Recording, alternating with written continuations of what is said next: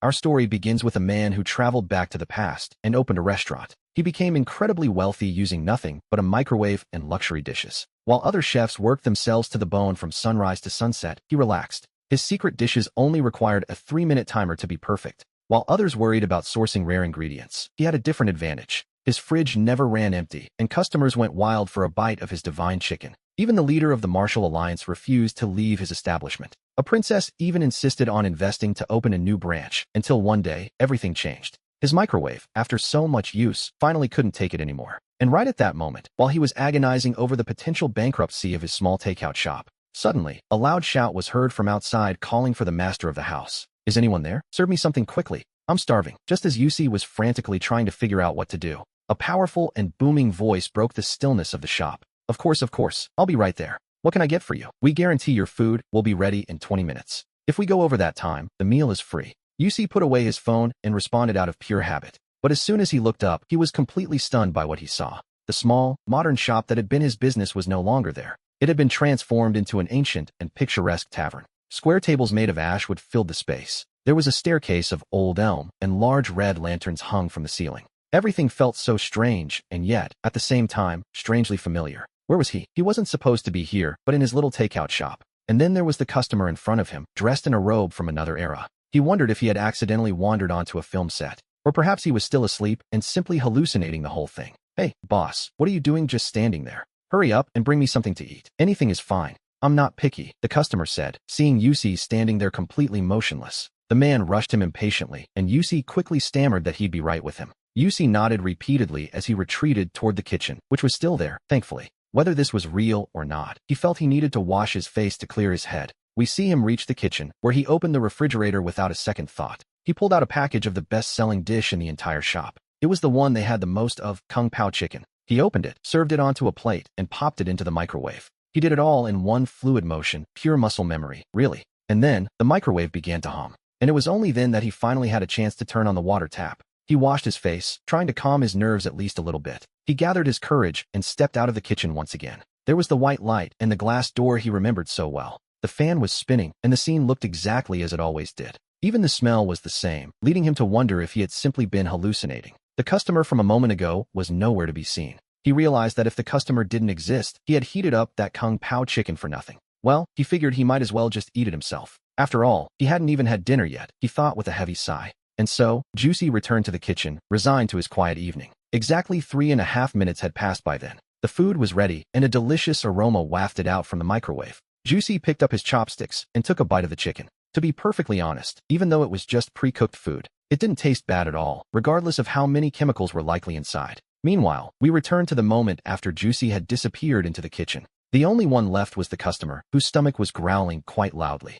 He sat alone in the dining room. Wang's stomach was aching in a truly horrible way. He wouldn't have been so desperate if it weren't for the fact that he was absolutely starving. In any other situation, he never would have set foot in such a tiny, run-down joint. A total unknown like this. Had he known better, he wouldn't have taken this shortcut just to save time. This filthy place had nowhere decent to eat, and certainly nowhere to stay. It was a total trap, he thought, wishing he had simply taken the other path. By now, he surely would have been comfortably settled in a nice hotel, enjoying something delicious, not to mention the options in the next town over. That hotel actually served some rather impressive dishes. Every now and then, they would even introduce something new to the menu. More than enough to satisfy the demands of that bunch of old-timers. Unlike this little shack, which looked completely poor and broken down. Wang Xin glanced around at the decor with a look that could only be described as unfriendly. 5 small tables and 1 large one. 6 in total, to be precise. Every single one of them was filthy and covered in a thick layer of dust. We can even see cobwebs clinging to the corners of the room. It was painfully obvious that no one had cleaned the place in a very long time.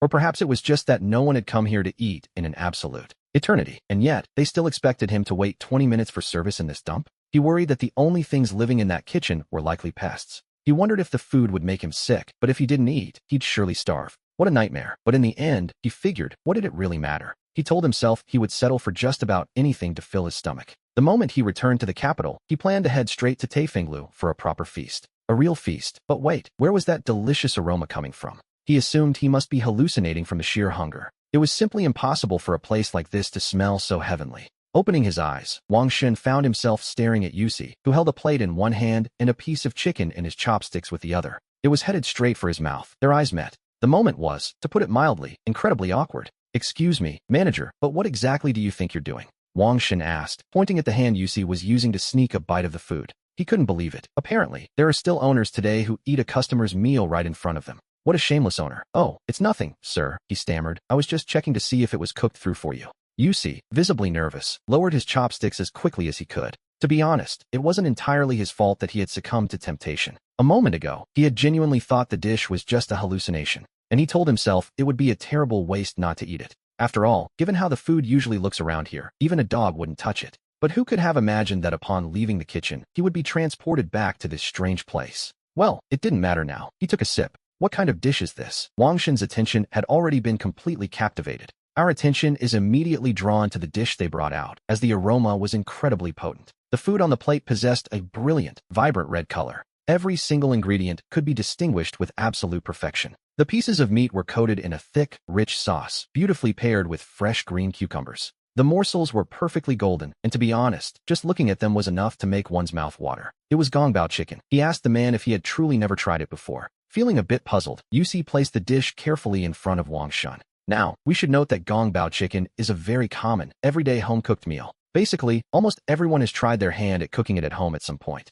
It is delicious, yes, but he told himself it shouldn't be quite this impressive. And to top it all off, this version wasn't even freshly made in a traditional kitchen. It was a dish made of pure jade, and only the devil knows how much technology went into creating it. And yet, despite its origins, this man clearly found it utterly mouth-watering. He wondered for a moment if he had actually traveled through time, but he knew that wasn't it. It was simply the first time he had ever seen a dish so perfect in color, aroma, and flavor. It smelled heavenly, and Wang Shen, unable to wait a second longer, took a piece of the chicken. The moment he tasted it, his pupils dilated in sudden, genuine shock. That flavor, it felt to him as if a live chicken were dancing right there on his tongue. The chicken was tender and soft, melting away and flooding his entire mouth with its rich taste. It was, quite simply, incredibly delicious. And it wasn't just the chicken. Those green cucumbers were incredibly crisp and refreshing. They made the entire dish feel substantial without being greasy in the slightest. He wasn't quite sure what the other ingredients were, but they were toasted, crunchy, and delicious. Deep down, he couldn't help but think that if he only had a jar of good wine right now, the experience would be pure heaven. But as we see him glance at the empty counter,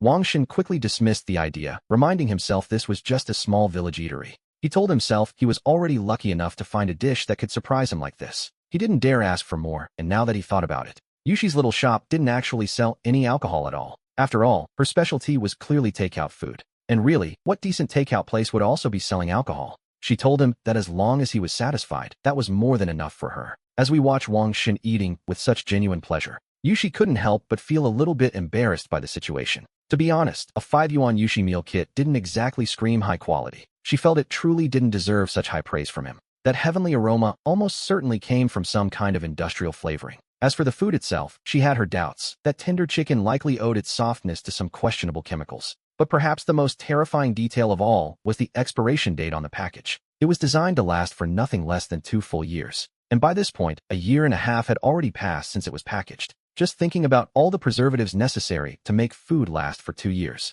gave Yushi the chills. Of course, the price really said it all. 5 yuan per bag, including both meat and vegetables. As long as it doesn't kill you when you eat it, it's already worthy of a round of applause. He kept repeating how delicious it was, claiming he had never tasted anything so good in his life. She asked if he wanted another, and he immediately told her to bring him 10 more. Wang Shen licked the plate until it was spotless in the blink of an eye. He declared with a grand air that the dish was truly excellent, though he did note that the portion size was a bit on the small side. As for the price, it was clear that money was the least of his concerns. She assured him they would be ready in just a moment. We see that Wang Shen had left the plate gleaming from how thoroughly he'd licked it. Perhaps he really was starving. Yushi decided it was better not to say anything else. And so, without further delay, she got straight to work. Back in the kitchen, she opened the fridge, grabbed the packets, and placed them in the microwave. 30 seconds to defrost. 3 minutes to heat. A whole series of precise steps. Steps so familiar to her that it was almost heartbreaking. Click, click, click, click, click. 10 microwaves hummed to life, all at the same time. And finally, Yushi had a moment to actually think. She recalled the last few times she had been in the kitchen and ended up leaving without eating. What had been different about those moments? It seemed to have everything to do with the door she used. Since the kitchen is quite large, we see that Yushi actually has 2 different doors. One leads directly to the storefront, where one finds themselves in her ordinary shop. The other, however, leads around a corner, and it opens out right underneath the stairs. Originally, it was just meant to make it easier for her to go upstairs to bed. But who could have imagined that such a strange accident would occur now? It turns out that when she leaves that door open, she can no longer travel back to ancient times. Yushi poked her head out to test her theory a couple more times. And, sure enough, exiting through the shop door led to her usual modern takeout business. But by stepping through the door under the stairs, she traveled to that unknown ancient era. She realized then that she really had traveled through time, which is quite a lot to process. Ding, ding, ding, ding, ding, ding, ding. The incessant chiming of the microwaves snapped Yushi out of her trance and confusion. She straightened her clothes and pulled out the 10 portions of Kung Pao chicken. Regardless of how impossible it all seemed, the food was ready.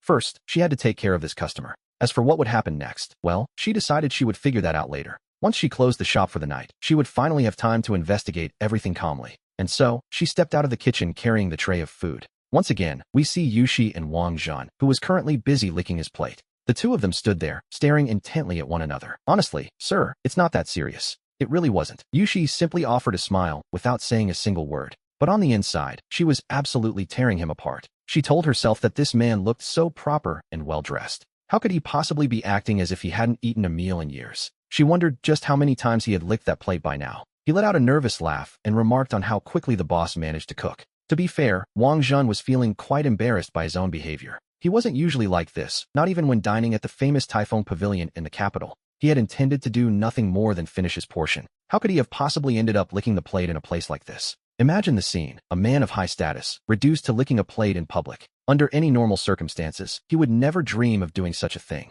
But there was no helping it. The food in this little tavern was simply too aromatic and delicious. That sauce, in particular, was so tempting that the more he looked at it, the more he craved it. And so, without even realizing what he was doing, he had started licking it clean. It was nothing out of the ordinary, really. Here in our little shop, speed is our greatest strength. Sir, here is your plate of Kung Pao chicken. With this, your entire order is now complete. Is there anything else you need? Yushi, for her part, maintained a perfectly serious expression. The truth is, she had received professional training for this sort of thing. No matter how ridiculous the situation might be, she never breaks character and laughs. She could certainly handle a little scene like this one without cracking a smile. Of course, if she let Wang Zhan continue his antics for much longer. Well, who knows if she could keep it together. No, thank you. Wait, do you have any rice here? Wang Zhan asked, making a quick gesture with his hand. In a small village tavern like this, having even one dish that turns out well is already a victory. And considering the incredible speed with which they serve their customers, he assumed that this Kung Pao chicken must be their only star dish. Deep down, Wang Zhen wasn't particularly interested in anything else on the menu. But when he thought of that sauce, mixing it with rice seemed like an excellent idea. Yes, we have some, sir. Yushi nodded her head repeatedly. Plain white rice. One could say it was the only thing in the shop that wasn't top quality. In a place like this, after all, you get exactly what you pay for. And besides, it was a very simple thing to prepare. It didn't need to be world-class, but this rice in particular was about to surprise him. He had learned to prepare it specifically from a master chef. He learned the art of soaking it in hot water inside a wooden barrel. To this, he adds 2 or 3 drops of sesame oil. And then, he steams it with a slice or 2 of a secret recipe sausage. Not the kind of sausage you find in a package, mind you, but the homemade variety. He starts by selecting only the highest quality pork. The meat is finely minced and then stuffed into natural casings. Pork in sunlight. The finest sausage is cured for exactly 81 days. Rice cooked alongside this specific type of sausage is something else entirely. It acquires a subtle hint of sweetness and an even more intense meaty aroma. It is a true delight, and of course, the rice itself is also quite special. He chooses buchang rice, which, at first glance, looks perfectly ordinary.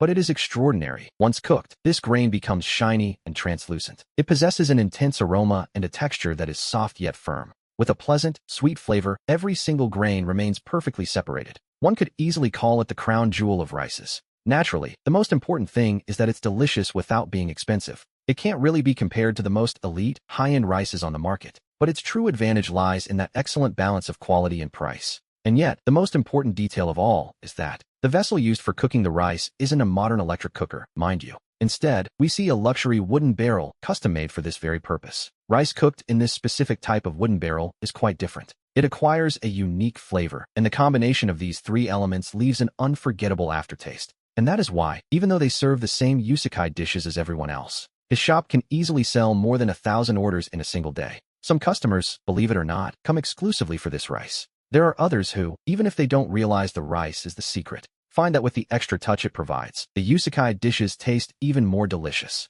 And so, they naturally end up preferring to order their food from this place. At this hour, there are hardly any customers left anyway. So, without further ado, he took all the rice that had been kept warm throughout the day. He scooped it all out, filling an enormous bowl right to the very brim. "Sir, here is your rice," he said, placing it down on a nearby table. He really had no other choice, as Wang Zhen's table was already occupied. There were already 10 plates of Kung Pao chicken sitting there. The table was small, and to be honest, nothing else could possibly fit. Wang Zhen, who was eating with absolute and utter delight, took a brief moment to glance over at the new arrival. He wouldn't have noticed a thing if he hadn't looked just then. And then, the exact same thing happened with the rice. It just sat there, untouched and waiting. Rice, pure white rice. An entire, massive bowl of nothing but white rice. They placed that giant bowl right in front of him, and we see his reaction is immediate. The sight of it caused a sudden lump to form in his throat. He nearly choked right then and there on the food he already had in his mouth. "Is something wrong, sir? Is it too much?" the owner asked, noticing his distress. "Don't worry, you can use the spoon to serve yourself into your own bowl." He told him to eat as much as he liked, as Yusi assumed the man was simply overwhelmed by the quantity. And thinking about it, that certainly made sense. To be honest, it was a staggering amount. There were 11 plates of Kung Pao chicken. Even with small portions, it wasn't a meal for just one person. Back in his homeland, a bowl of rice that size would surely make anyone burst. Well, no matter. Yusi figured whatever rice was left over could be used tomorrow for egg fried rice. After all, fried rice always tastes better when you use rice from the day before. No, that's not it," Wang Zhen stammered. "What I meant is, the rice you use here is white rice." Wang Zhen calmed himself down a bit, finally managing to swallow the food he'd been struggling with. He was referring to the kind of high-quality food usually reserved for the city. Yusi simply scratched his head, feeling a bit out of the loop. He was somewhat confused. Had everyone around here become so wealthy lately? Since this is a local restaurant, the customers should naturally be the people from the surrounding area. In these times, pure white rice isn't something ordinary people can usually afford. Most of the people in this town can barely afford even the most common, low-grade rice. To say they eat nothing but bran might be an error, or perhaps a slight exaggeration, but it is absolutely impossible for them to eat pure white rice with every single meal. The kind of people who can actually enjoy white rice every day, well, they would have to come from an incredibly wealthy family. Even a low-ranking official, provided he wasn't corrupt, would have to mix cheap grains into his rice. How could it be possible for someone to afford white rice at every meal? A bowl of white rice this large certainly couldn't be cheap. For a moment, Wang Zhen even began to worry about the amount of money he was carrying. He checked his bag. Even if one is quite poor, it couldn't be that you can't even afford white rice, could it? Yusi was left speechless. It's one thing to not afford delivery, but if you're truly starving, you can go anywhere and ask for a bowl of white rice, surely. It's the kind of thing no family would ever hesitate to give to someone in need. He felt as if he were living in ancient times. We have to understand that, in this era, the days when every family could finally eat white rice. In reality, they haven't been around that long, not even 50 years. And we know all of this is thanks to the tireless efforts of Grandfather Yuan. Otherwise, we wouldn't be able to talk about eating white rice at every meal. And certainly not with such casual naturalness. But then, things changed. He supposed it was simply because he had been accustomed to eating it since he was a child. Sometimes he forgot that this situation wasn't something to be taken for granted. Rather, it was the direct result of the incredibly hard work of a dedicated few. Good grief. He realized he had completely forgotten to ask how much the meal actually cost. Once again, he found himself bewildered by how naturally Yusi spoke about such things. Wang's son, feeling a bit flustered himself, told him to wait while he did the math. The Kung Pao chicken was 10 per order. 11 orders came to 110, and let's say the bowl of rice was 5. That made a total of 115. Prices in the restaurant were always cheaper than delivery. Normally, delivery would cost 12, but for dining in, it was only 10, which saved him from paying the middleman's commission. Even though the price was lower, the actual profit was higher. A clever bit of business, really. 115 won? Could it truly be that cheap? Wang's son was genuinely surprised by the figure, especially considering just how delicious this Kung Pao chicken turned out to be. If they were to serve this at a place like the Typhoon Lu in the capital, would they even dare to sell this single dish for less than 100 coins? He had assumed this meal would cost him at least a full tael of silver, if not more. Who would have thought that more than 10 meat dishes and an enormous bowl of rice would cost barely more than a single tael of silver? To him, this was an absolute bargain. Well, if that's how he wanted to see it, then so be it. Our host truly wanted to tell him the price was actually 101. But then he remembered he was currently living in ancient times. He decided to let it slide. Right now, he just wanted to be rid of his guest as quickly as possible. He needed time to investigate and figure out what on earth was actually happening. Fine. 101, then.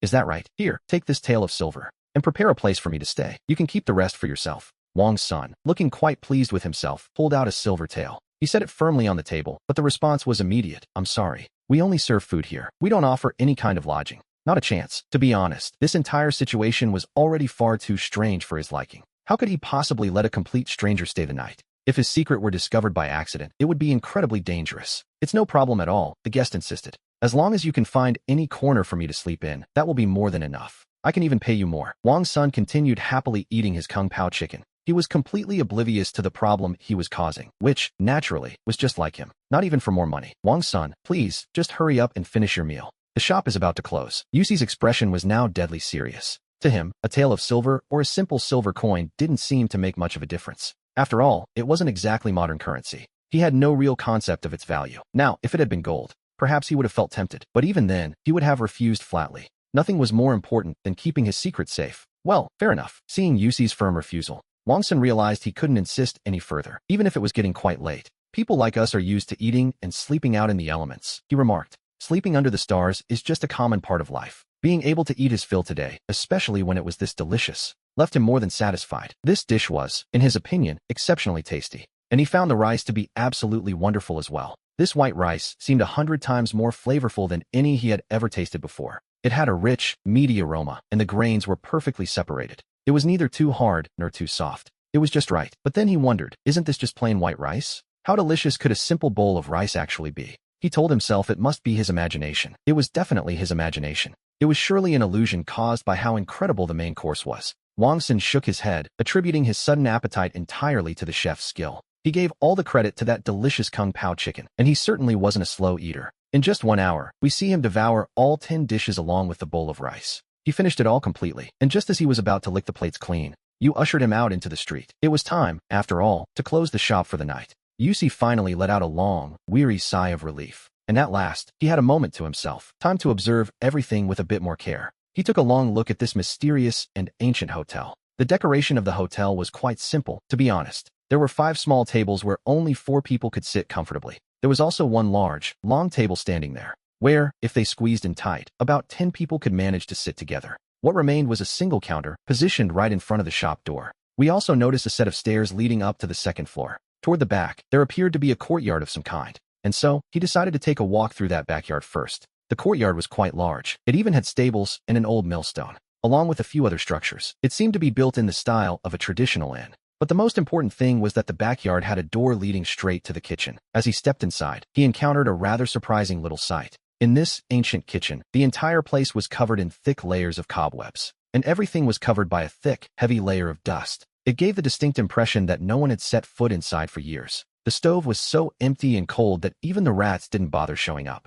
Apparently, this was all due to a strange dislocation in space-time. The kitchen door of his own home and the kitchen door of this ancient inn had somehow suffered a rift in the very fabric of reality. After inspecting the kitchen, Yusi headed upstairs to take a look at the second floor. Up there, we see that there was nothing particularly out of the ordinary. The 10 or so guest rooms were completely and utterly empty. They were also, quite predictably, filled with thick cobwebs. If you went up there at night, it would certainly make you think the house was haunted. After wandering around for a bit, he felt a sudden, sharp chill run down his spine. Yusi ran back down to the kitchen, and upon seeing his familiar, brightly lit modern kitchen, he was finally able to feel the warmth of his own home once again. Deep down, he was convinced that the modern era is truly the best. He simply tossed the dirty dishes into the dishwasher, a luxury the inn lacked. And then, he fell fast asleep, out like a light for the rest of the night. He slept straight through until the afternoon, and upon waking up, he checked the time and realized he had already missed the lunch hour entirely. Yusi had no intention of opening the shop today. He had something far more important to do.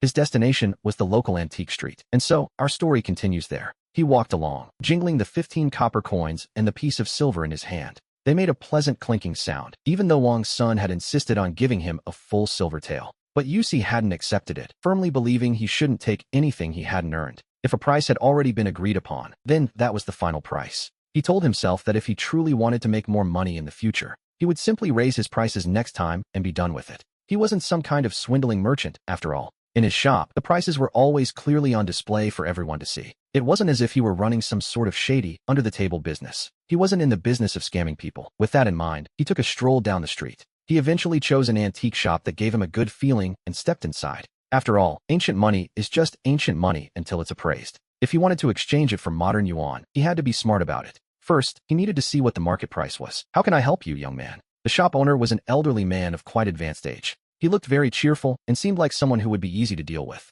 Yusi explained he wasn't there to buy, but rather needed help looking at a few items he had. He didn't beat around the bush and directly handed over the copper coins, along with the silver coin he had been carrying in his hand. "Young man, do you mind if I ask where you got these things? Are they a family inheritance, or?" The owner barely glanced at them before asking with clear doubt. "I bought them as antiques," Yusi lied, keeping his voice as steady as possible. The owner pressed him again, and Yusi simply replied that yes, that was the case. He nodded once more, as his entire plan was to sell the coins as genuine relics. After all, they were technically old, just perhaps not in the way he was claiming. Oh, in that case, please allow me to be perfectly frank with you. Young man, it seems to me that you were sold a complete fake. The owner shook his head, wearing an expression of genuine pity for the poor lad. A fake? That can't be right. Yusi was in complete shock, wondering if he had somehow imagined everything that happened the night before. He knew he had actually visited a film set, but he had checked again upon leaving today. It hadn't been a dream. The shop was still there, exactly where he left it. If your intention was to buy this as a legitimate antique, then they definitely pulled one over on you. Look, never mind the inscription De Qian Tong Bao.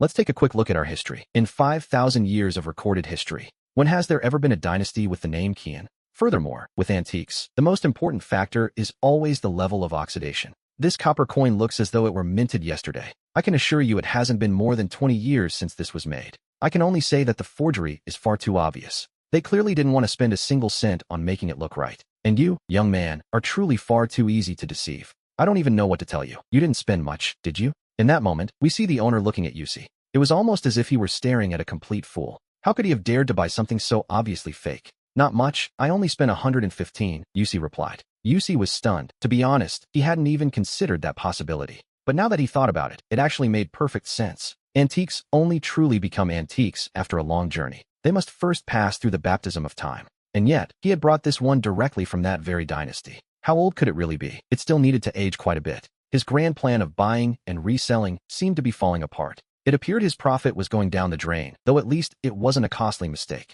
He had lost money, certainly, but he told himself it wasn't a total disaster. The boss continued to smile as if nothing were wrong. How could this be? He felt like a fool, and a willing one at that, even if what he held in his hand wasn't actually ancient. The copper is real, and the silver is real as well. Right now, the price of copper is around 85 yuan per kilo, and silver is over 10,000 per kilo. Even though your copper coins and the silver aren't pure, you could easily get about 50 or 60 for them. Let's say you lose half. If you find a jewelry shop, they'll surely buy them from you. Of course, if you try to sell them as antiques, well, then you're going to lose your shirt. The owner warned him kindly, offering a bit of cold, hard reality. Oh, right, of course. Thank you very much for the information, boss. If he could get 50 or 60 back, then he hadn't lost quite so much. After all, the cost of his jade dishes was roughly around that amount. But the real problem, he realized, was that he hadn't earned a single cent either. After leaving the antique shop, Yusi visited several more in the area. And in every single one, they told him the same thing, which discouraged him instantly. Poor Yusi, he truly thought he was about to make a nice bit of extra cash. Now he saw that he would have to put that grand idea out of his head.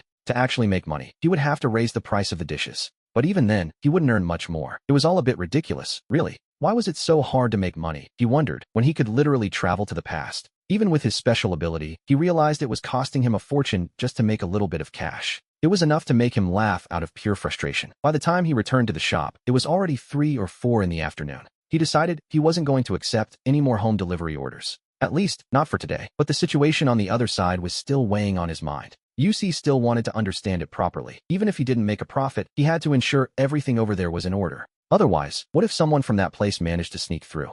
The world would descend into chaos. He wondered if he should simply block the door. We see him staring at the back kitchen door, lost in thought. Deep down, he felt a very strong temptation to do exactly that. Fortunately, reason eventually won out over impulse. He told himself that first, he needed to truly understand what this place was. Or rather, where it was. Standing there in the kitchen, he felt quite exhausted. The room still retained that same ancient appearance from the night before. And so, he walked over to the entrance and pulled open the main door. After a loud thud, a small figure suddenly appeared. The person scrambled up from the ground in a great hurry. They stammered out apologies, pleading that it hadn't been on purpose. The small figure wouldn't stop bowing and offering frantic greetings. He wondered who this could be. The person standing before him was thin and quite small. They appeared to be only about 13 or 14 years old. But it was quite obvious that Yusi didn't know him at all. That was the reality of it. He didn't even know what time it was or how long the boy had been there. The boy suddenly cried out in shock, clearly startled by the shopkeeper's appearance. Yusi remained perfectly calm, as there was really no reason to get angry over a situation like this. He told himself that if he opened the shop late, it was only natural that no one would show up. But hiring someone specifically just to stand there and insult him, that seemed a bit much. It was evident, however, that the boy was actually very satisfied with this little shop. It was that specific kind of satisfaction that arises when you simply cannot have the food you crave so much. A strange sort of satisfaction, born entirely out of pure frustration. In reality, this is perhaps the greatest recognition a small shop could ever hope to receive. Any ordinary customer would have given up and left a long time ago. After all, who would spend so much time and energy just to stay and complain? And, as we might have expected, Yusi was able to piece together what had happened from the boy's frantic explanation. It turns out that last night, a man named Wang's son never actually left the premises. He had stayed right there, camped out at the very entrance of the shop. He thought that after sleeping until dawn, he could enjoy a nice breakfast and then be on his way. But when morning came, Yusi's shop remained stubbornly closed. And if it didn't open, well, it simply didn't open. To be honest, there wasn't much he could do. Anyway, he had eaten his fill the night before and wasn't feeling particularly hungry yet. He figured that if they didn't open in the morning, they would surely open by noon. And so, Wang's son waited and waited. He was longing to enjoy one last great feast before finally setting out on his way. But much to his surprise, the shop didn't open in the morning. It didn't open at noon either, and seeing that he wouldn't make it back that day if he didn't leave soon, Wang's son finally decided to give up. Just at that moment, Xiaoying arrived in town to sell some medicines. As she passed by, she recruited him to do her a small favor. She gave him a silver coin, which he promptly exchanged for the provisions she was carrying. In passing, she asked him to wait here in her place. And so, he has been waiting and waiting until this very moment. Of course, besides this information, Yusi also learned many things about this world from Xiaoying's own mouth. We learned that the dynasty they find themselves in is the Dacian dynasty. The Dacian dynasty has been embroiled in war for many years. The people live in absolute misery. Just 20 years ago, they reached a point where they could no longer afford the conflict. They barely managed to bring the fighting to a halt. But food is scarce, clothing is scarce, and even the population has decreased at an alarming rate. Even though they have had all these years to recover, the situation has only improved slightly, as this place has suffered from natural disasters alongside man-made calamities. Between the droughts and the floods, one could say that in recent years, nothing has been harvested at all. To be honest, the word misery doesn't even begin to cover it. The common folk of today barely survive on 2 bowls of wild herbs a day. Rice is a luxury that only the wealthiest families can ever hope to afford. Even the ordinary landowners struggle to get by. They can barely manage to fill their stomachs with millet and coarse grains. White rice is a delicacy they might only taste once a year, on New Year's Day. Of course, where there are the poor, there are naturally the rich as well. It isn't that everyone is starving, strictly speaking. If that were the case, restaurants simply wouldn't exist. A young master like Wang Zhan, obviously, is among those who have money. But the village where Yusi lived was by no means a prosperous place. The village where he found himself was called Kibo. Originally, it had been a mandatory stop on the long road to the capital. It connected vital routes by both water and land. It was considered a major hub for trade and commercial routes. But unfortunately, over 20 years ago, the seat of Kibo was moved to the neighboring town due to the war. That other place has prospered quietly for more than 2 decades now. The economy and the infrastructure for daily life were already well established there. Furthermore, with the political draw of the county seat, the entire population was pulled toward that location. And so, in the village of Kibo today, practically no one remains except for a few original inhabitants and passing travelers. Once the key factor of trade disappeared, the lifeblood of the people vanished along with it. And that is what has made things so difficult for us. It was only natural that nothing else could prosper. And that, quite simply, was how Yusi's shop ended up going bankrupt. In the past, this had been a bustling commercial street, full of energy. Now, nothing remains. If Yusi hadn't opened his shop, this would be a ghost street. Boss, I truly didn't mean for any of this to happen. Oh, by the way, young Master Wang asked me to help clean the restaurant, so it isn't a mess next time. As soon as he finished speaking, Xiaoying stood up to begin the task. But his stomach began to growl at the most inconvenient moment possible. Have you not eaten yet? Yusi was more than a little surprised. It was then that he suddenly remembered what Xiaoying had just mentioned earlier. The fact that Wang Zhan had taken all of his food provisions away. He had assumed, naturally, that the boy would have kept at least a little something for himself. But now he realized that he was dealing with a truly honest young man. He hadn't kept a single thing. He just gave a small, nervous laugh. He laughed again, telling him not to worry about it at all. I am a very fast worker, he claimed. As soon as I finish, I can go home to eat. The 1,000 silver coins the young master gave me are enough for my family to live on for months. So, giving him all my provisions turned out to be a very good deal for me. Xiaoying said all of this in a great hurry, trying to reassure him. First, let me bring you something to eat. We might not have many other things in this place, but there is always plenty of food, Yusi said, as he headed toward the kitchen. After all, it would only cost about 5 or 6 coins. One simply cannot let someone leave on an empty stomach, now can they? Xiaoying wanted to refuse at first, naturally, but he had earned an entire silver coin that day. Besides, to be perfectly honest, he really was quite hungry. And thinking about how he still had to work later, he simply swallowed hard and kept his words to himself. In the end, he figured it didn't matter if he spent a little. He would just act as if he had earned a bit less and leave it at that. 3.5 minutes later, a peculiar and delicious aroma flooded the restaurant. What is that wonderful smell? Xiaoying sniffed the air, twitching his nose like a little puppy. Go on, eat, Yusi said as he served him a plate of gong bao chicken along with a large bowl of white rice. This is far too valuable. I cannot possibly accept it, the boy thought. Although Xiaoying's mouth was watering and he couldn't help it, He still had some sense left. White rice and such a fragrant meat dish were rare. Could a country boy like him really afford to eat something like this? This food, it would surely cost him everything. The 1,000 silver coins he had earned today would be gone in a flash. Don't worry about it. Just take it as payment for the work you'll be doing, Yusi said, dismissing the concern as if it were nothing at all. No, young Master Wang has already paid me for my work. How could I possibly accept more? Oh, I know. What if I give you these things in exchange for the meal? Xiaoying waved his hands in a frantic refusal. He kept waving his hands, but as the aroma of the dish reached his nose, his resolve began to crumble. He simply couldn't resist any longer, though he still hated the idea of spending his hard-earned money. But giving something else in exchange? Now, that didn't seem like such a bad idea. It was perfect, actually. That morning he had gathered some herbs to sell in the city, but Wang Shun had stopped him before he could even reach the apothecary. The only problem was that he had picked the herbs in his basket at random. He had no idea if the boss would even be interested in them. And what do we have here? Naturally, Yusi couldn't recognize medicinal herbs on his own. But it didn't matter. Using his high-tech visor, he quickly snapped a photo. The device instantly identified exactly what was sitting right in front of him. It was wild gold. Not only that, the display showed a price of 50 yuan per kilo. Looking at the basket, he estimated there must be at least 5 or 6 kilos there. By his calculations, he could sell them for about 250 yuan. That was more than what Wang Shun had given him just yesterday. So what do you think? Shall we make the trade? Xiaoyin felt a bit uneasy. Previously, when she took a basket of herbs like this to the apothecary, they barely gave her a few coins. She had no idea if it would even be enough to cover the cost of the meal. Of course it is. Yes, absolutely. In the future, if you find more herbs, make sure you bring them to me first. I need them too, you see. Copper and silver coins aren't worth much to me. But medicinal herbs? Yes, those are valuable, especially if they are like these, completely natural and wild.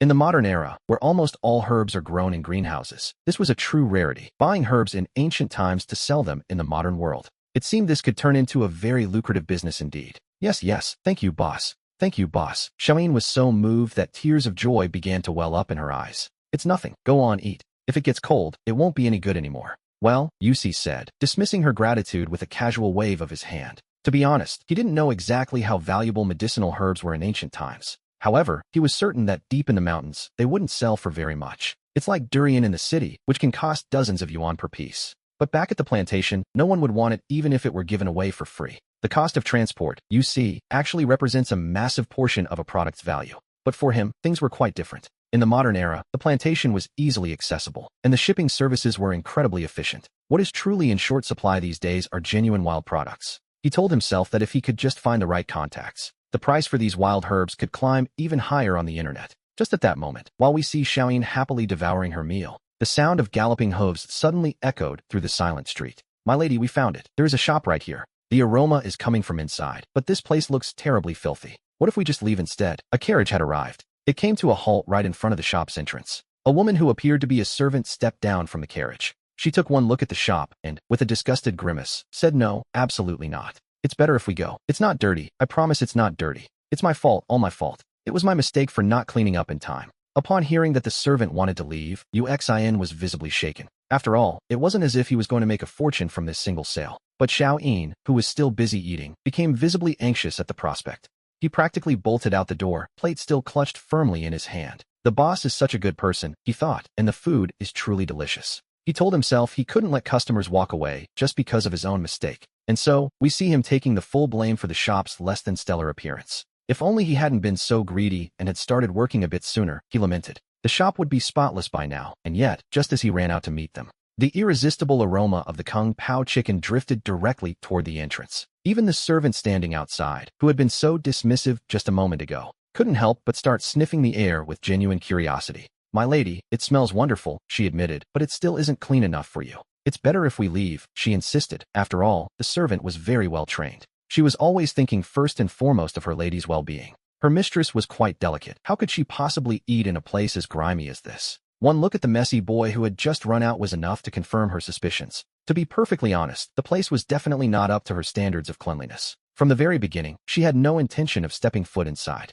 But her lady, who rarely had any appetite at all, had for once actually spoken up, insisting that they find the exact source of that wonderful aroma. And so, she couldn't really object. She had assumed it would be some new, high-end luxury restaurant. Who could have imagined it would turn out to be a tiny, dilapidated shop? To make matters worse, the place looked absolutely filthy. For a brief moment, she deeply regretted coming here at all. It's spotless. Look, all these dishes are prepared with great care by our boss, Xiaoyin insisted. They are incredibly clean. In his nervousness, Xiaoyin held out the plate he was still carrying. Inside was the remaining half of the kung pao chicken. It sat there quite peacefully on the plate. The glossy sauce coated the tender, juicy chicken perfectly. With just one look, it was enough to make anyone's mouth water. She desperately wanted to try it, but she found herself at a complete loss. We see the young servant standing right in front of that kung pao chicken. A fierce battle was raging inside her mind. On one hand, her reason told her she shouldn't let her lady eat under any circumstances, especially not a dish from such an unsanitary little hole in the wall. But on the other hand, her instincts were pushing her in a different direction.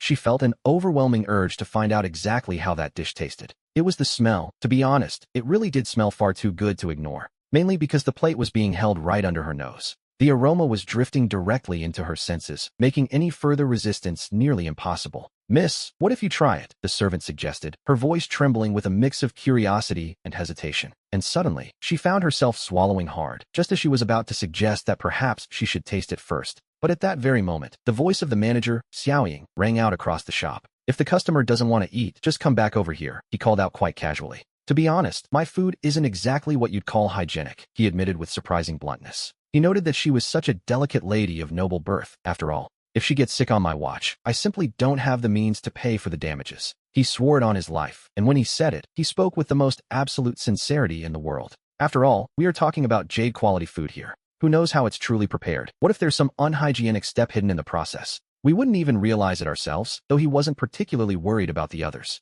People nowadays order takeout every single day, which tells you everything you need to know about their stomachs. Jade-quality food is practically their daily bread, so they are well accustomed to it. So, as far as they were concerned, there was really nothing to worry about. It was also plain to see from a mile away that Wang Zhen was a seasoned martial artist. If he weren't, he wouldn't be able to devour so much food in a single sitting. Naturally, there was no reason to worry about his constitution either. And what about Xiaoying? Well, she grew up eating wild grains and herbs from the fields. So he worried even less about her. Whatever doesn't kill you only makes you stronger, right? But this lady from the carriage was different, judging by her servant and the sheer elegance of her transport. Who knows what kind of pampered lady she is, likely raised in the softest of luxury. A young woman like her would be accustomed to eating only the most natural of things. Imagine a lady of such high standing, who surely only consumes organic, pollution-free meals. If she were to eat the jade dishes from his restaurant, made with nothing but industrial technology.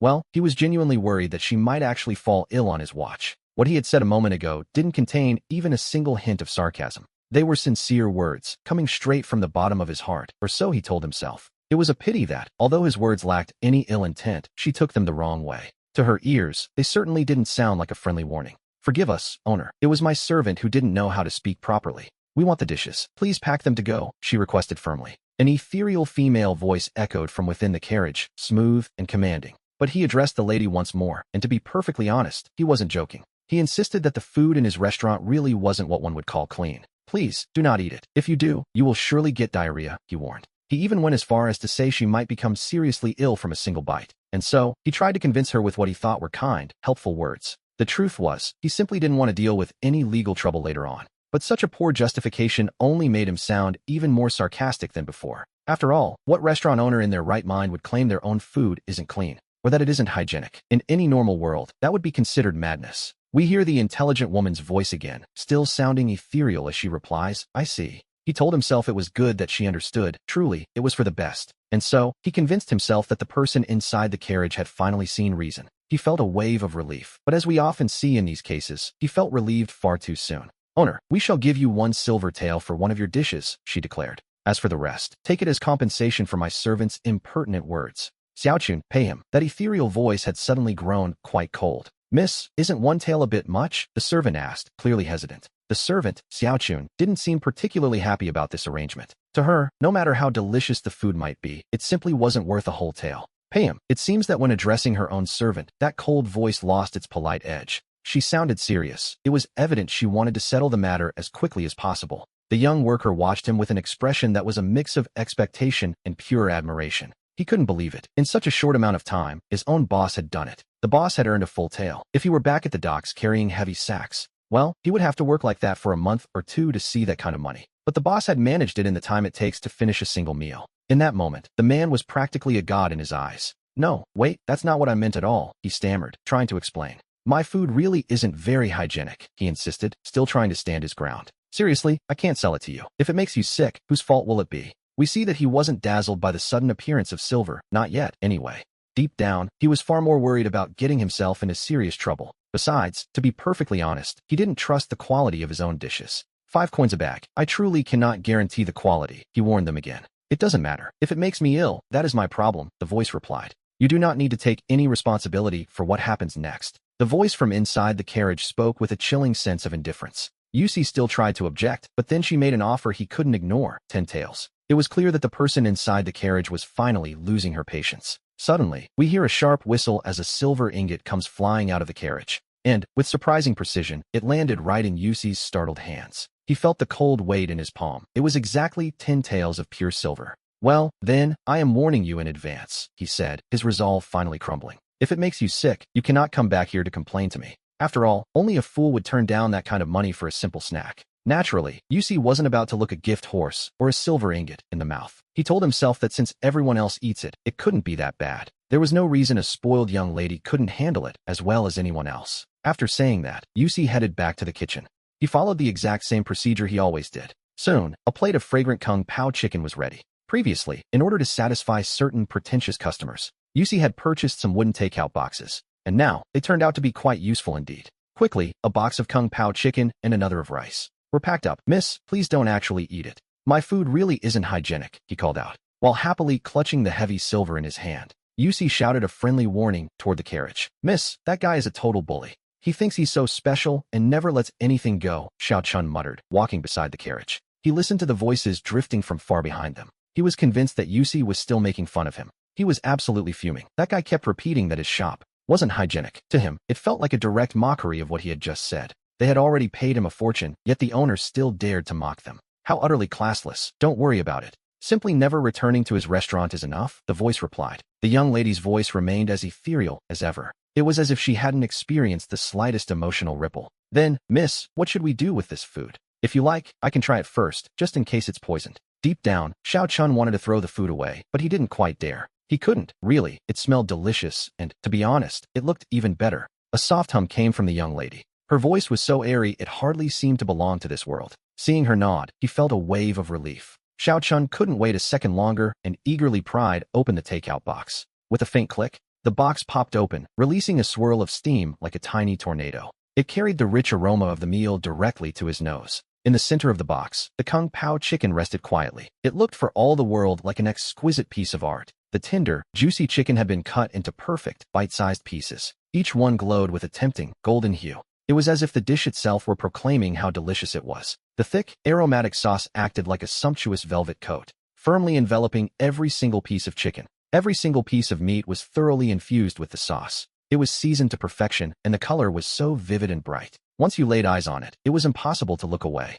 With great care, Xiao Chun picked up a piece of the chicken. He brought it to his mouth, and in that very instant, an explosion of flavor bloomed across his palate. The chicken was fresh, incredibly tender, and bursting with juice. Its texture was smooth, merging perfectly with the thick, aromatic sauce. It was the kind of flavor that lingers long after the first bite. In the other container, the white rice had grains that were perfectly separated. They were shiny and translucent, looking very much like pearls. Each grain of rice gave off a subtle, savory aroma of meat. It was fresh and appetizing, so Xiao Chun took some rice with his chopsticks. As he tasted it, he found the texture soft and just a bit sticky. There was a light touch of sweetness that, when combined with the kung pao chicken, was simply the perfect combination. Xiao Chun, who originally only wanted to test the food for poison for his lady, was now eating one mouthful after another. He simply couldn't stop. A little later, the carriage arrived at the entrance of a grand residence. And there, hanging above the main gate, was something gleaming. A boot. We see that this was the residence of the Shui family. They were, without question, the most important family in Kubo village. And the person inside the carriage was none other than the young lady of the Shui house. Shui Xinu, my lady, we have arrived. We are here. We have finally reached home. Oh no, Xiao Chun suddenly jumped in a panic while she was helping her lady. What is the matter? Why all this fuss? Shui Xinu asked, her voice sounding light and ethereal. It cannot be. This simply cannot be. I accidentally ate all of the food myself. Oh no, my lady, perhaps it would be better if I go back to buy you another? Xiao Chun was so anxious that she couldn't stop pacing back and forth. Having tasted it herself, she was the only one who knew how truly delicious that dish was. But a moment ago, she had been so preoccupied with eating that she completely forgot to leave even a small portion for her lady. I deserve death for this. It is not that serious, her lady replied. It is only a dish. If I have it, it is my good fortune. If I lose it, then it is simply my destiny. It is of no importance. Besides, didn't you say you would never go back there again? To be honest, the whole situation seemed a bit strange to Shui Xianyu. Her maid was not usually a gluttonous person. What was wrong with her today? But the truth was, it really had been delicious. Xiao Chun spoke in a weak voice. No matter how tasty it was, how good could it really be? In the end, it was nothing more than a simple dish. Let us go, back to the residence. At that moment, Shui Xianyu had no idea whatsoever. She believed it was just a slightly more flavorful meal and nothing more. She was born with a silver spoon. Having tasted every delicacy imaginable, it was natural she didn't give it much thought. What happened earlier had been nothing more than a passing whim. But the owner had spent the entire time mocking them. And in the end, it wasn't as if she was completely without pride. Deep down, she was also feeling somewhat annoyed by the encounter. She hadn't really intended to eat that dish anyway. So, if it was already gone, she cared even less about it. But even so, she wasn't made of stone. But my lady, that dish really, truly was delicious. Xiao Chun still wanted to argue her point. She was the one who had eaten it, after all, so she was the only one who truly knew. She knew how exquisite that flavor was. It had left her craving more. Say no more, let us return to the residence. And with that, the restaurant faded from Shui Xianyu's view. Meanwhile, back at the shop, Xiaoying could not wait to help Yusi. He set to work cleaning immediately, filling a bucket with water to get started. He grabbed a rag and began to scrub with every ounce of strength he possessed.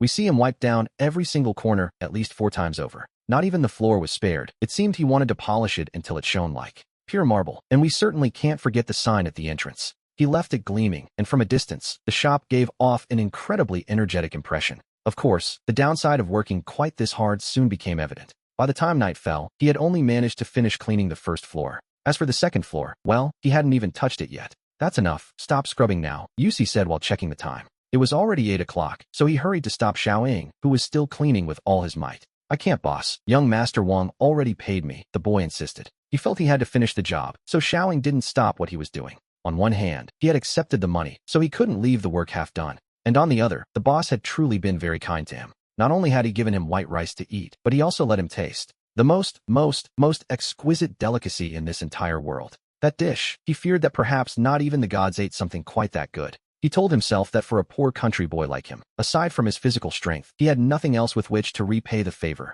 I can only work as hard as possible. I've already decided, he told himself firmly. It wouldn't be just for today. From now on, he would come by occasionally to help the boss clean. Otherwise, he felt he wouldn't be properly thanking him for how kind he had been. I didn't say I wouldn't let you work, but we're closing for the day now, Yusi explained. You can come back tomorrow. Mind you, we don't open in the morning. You can go to the mountain first to gather some medicinal herbs, the boss suggested. And then in the afternoon, you can come back and continue your work. After the massive profit he made today, Yushi really just wanted to slack off a bit. 10 silver taels. In ancient times, the exchange rate between silver and gold was 10 to 1, which meant that, once he did the conversion in his head, he had earned 1 gold tael today. And gold, as we know, is far more expensive than silver. He had just looked it up. Right now, the price of gold was over 900,000. Per kilogram, that is. 1 gold tael would be worth more than 45,000 pesos. Earning over 40,000 pesos in a single day? Not a bad Tuesday at all. It was a fantastic business. This way the rich had of apologizing. Well, it was so simple and direct that it was truly impossible to hate it. He felt he finally understood. This money couldn't be sold as mere antiques.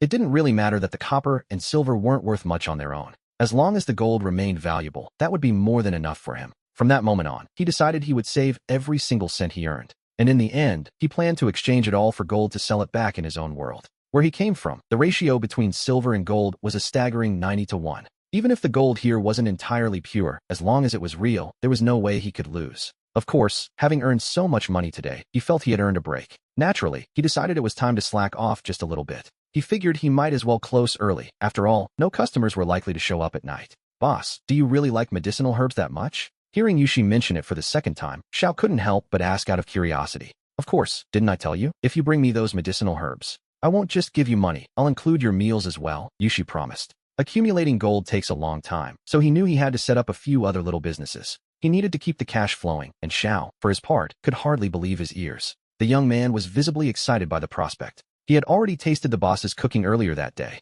and it wasn't an exaggeration to say it was a delicacy fit for the gods themselves. Besides, there was the white rice that always accompanied the meals. He wondered if he could truly be lucky enough to eat like this every single day. As for the herbs, he wasn't worried about finding them in the slightest. Back in his mountains, there wasn't much of anything else to be found. But if there was one thing they had in abundance, it was medicinal herbs. The problem, we see, was that in the past, no one had ever paid him a fair price for them. Because of that, he only ever focused on the money, but now, with meals included in the deal, he had to reconsider his options. Perhaps he could even ask the townspeople to help him gather them. You see, while Xiao Yin was an honest soul, he was certainly no fool. If he were, he never would have started collecting herbs to sell in the city in the first place. Back in his village, there were many others his age with absolutely nothing to do. They weren't suited for other types of labor, but gathering herbs was something they could certainly manage. In the past, finding a buyer for those herbs had been a difficult task. That was why he had always gathered them himself, just to make a meager sale. But if the boss was truly interested in them, everything changed. He didn't mind the idea of becoming a middleman for the trade. He would earn a little less for himself, of course, but that didn't matter to him.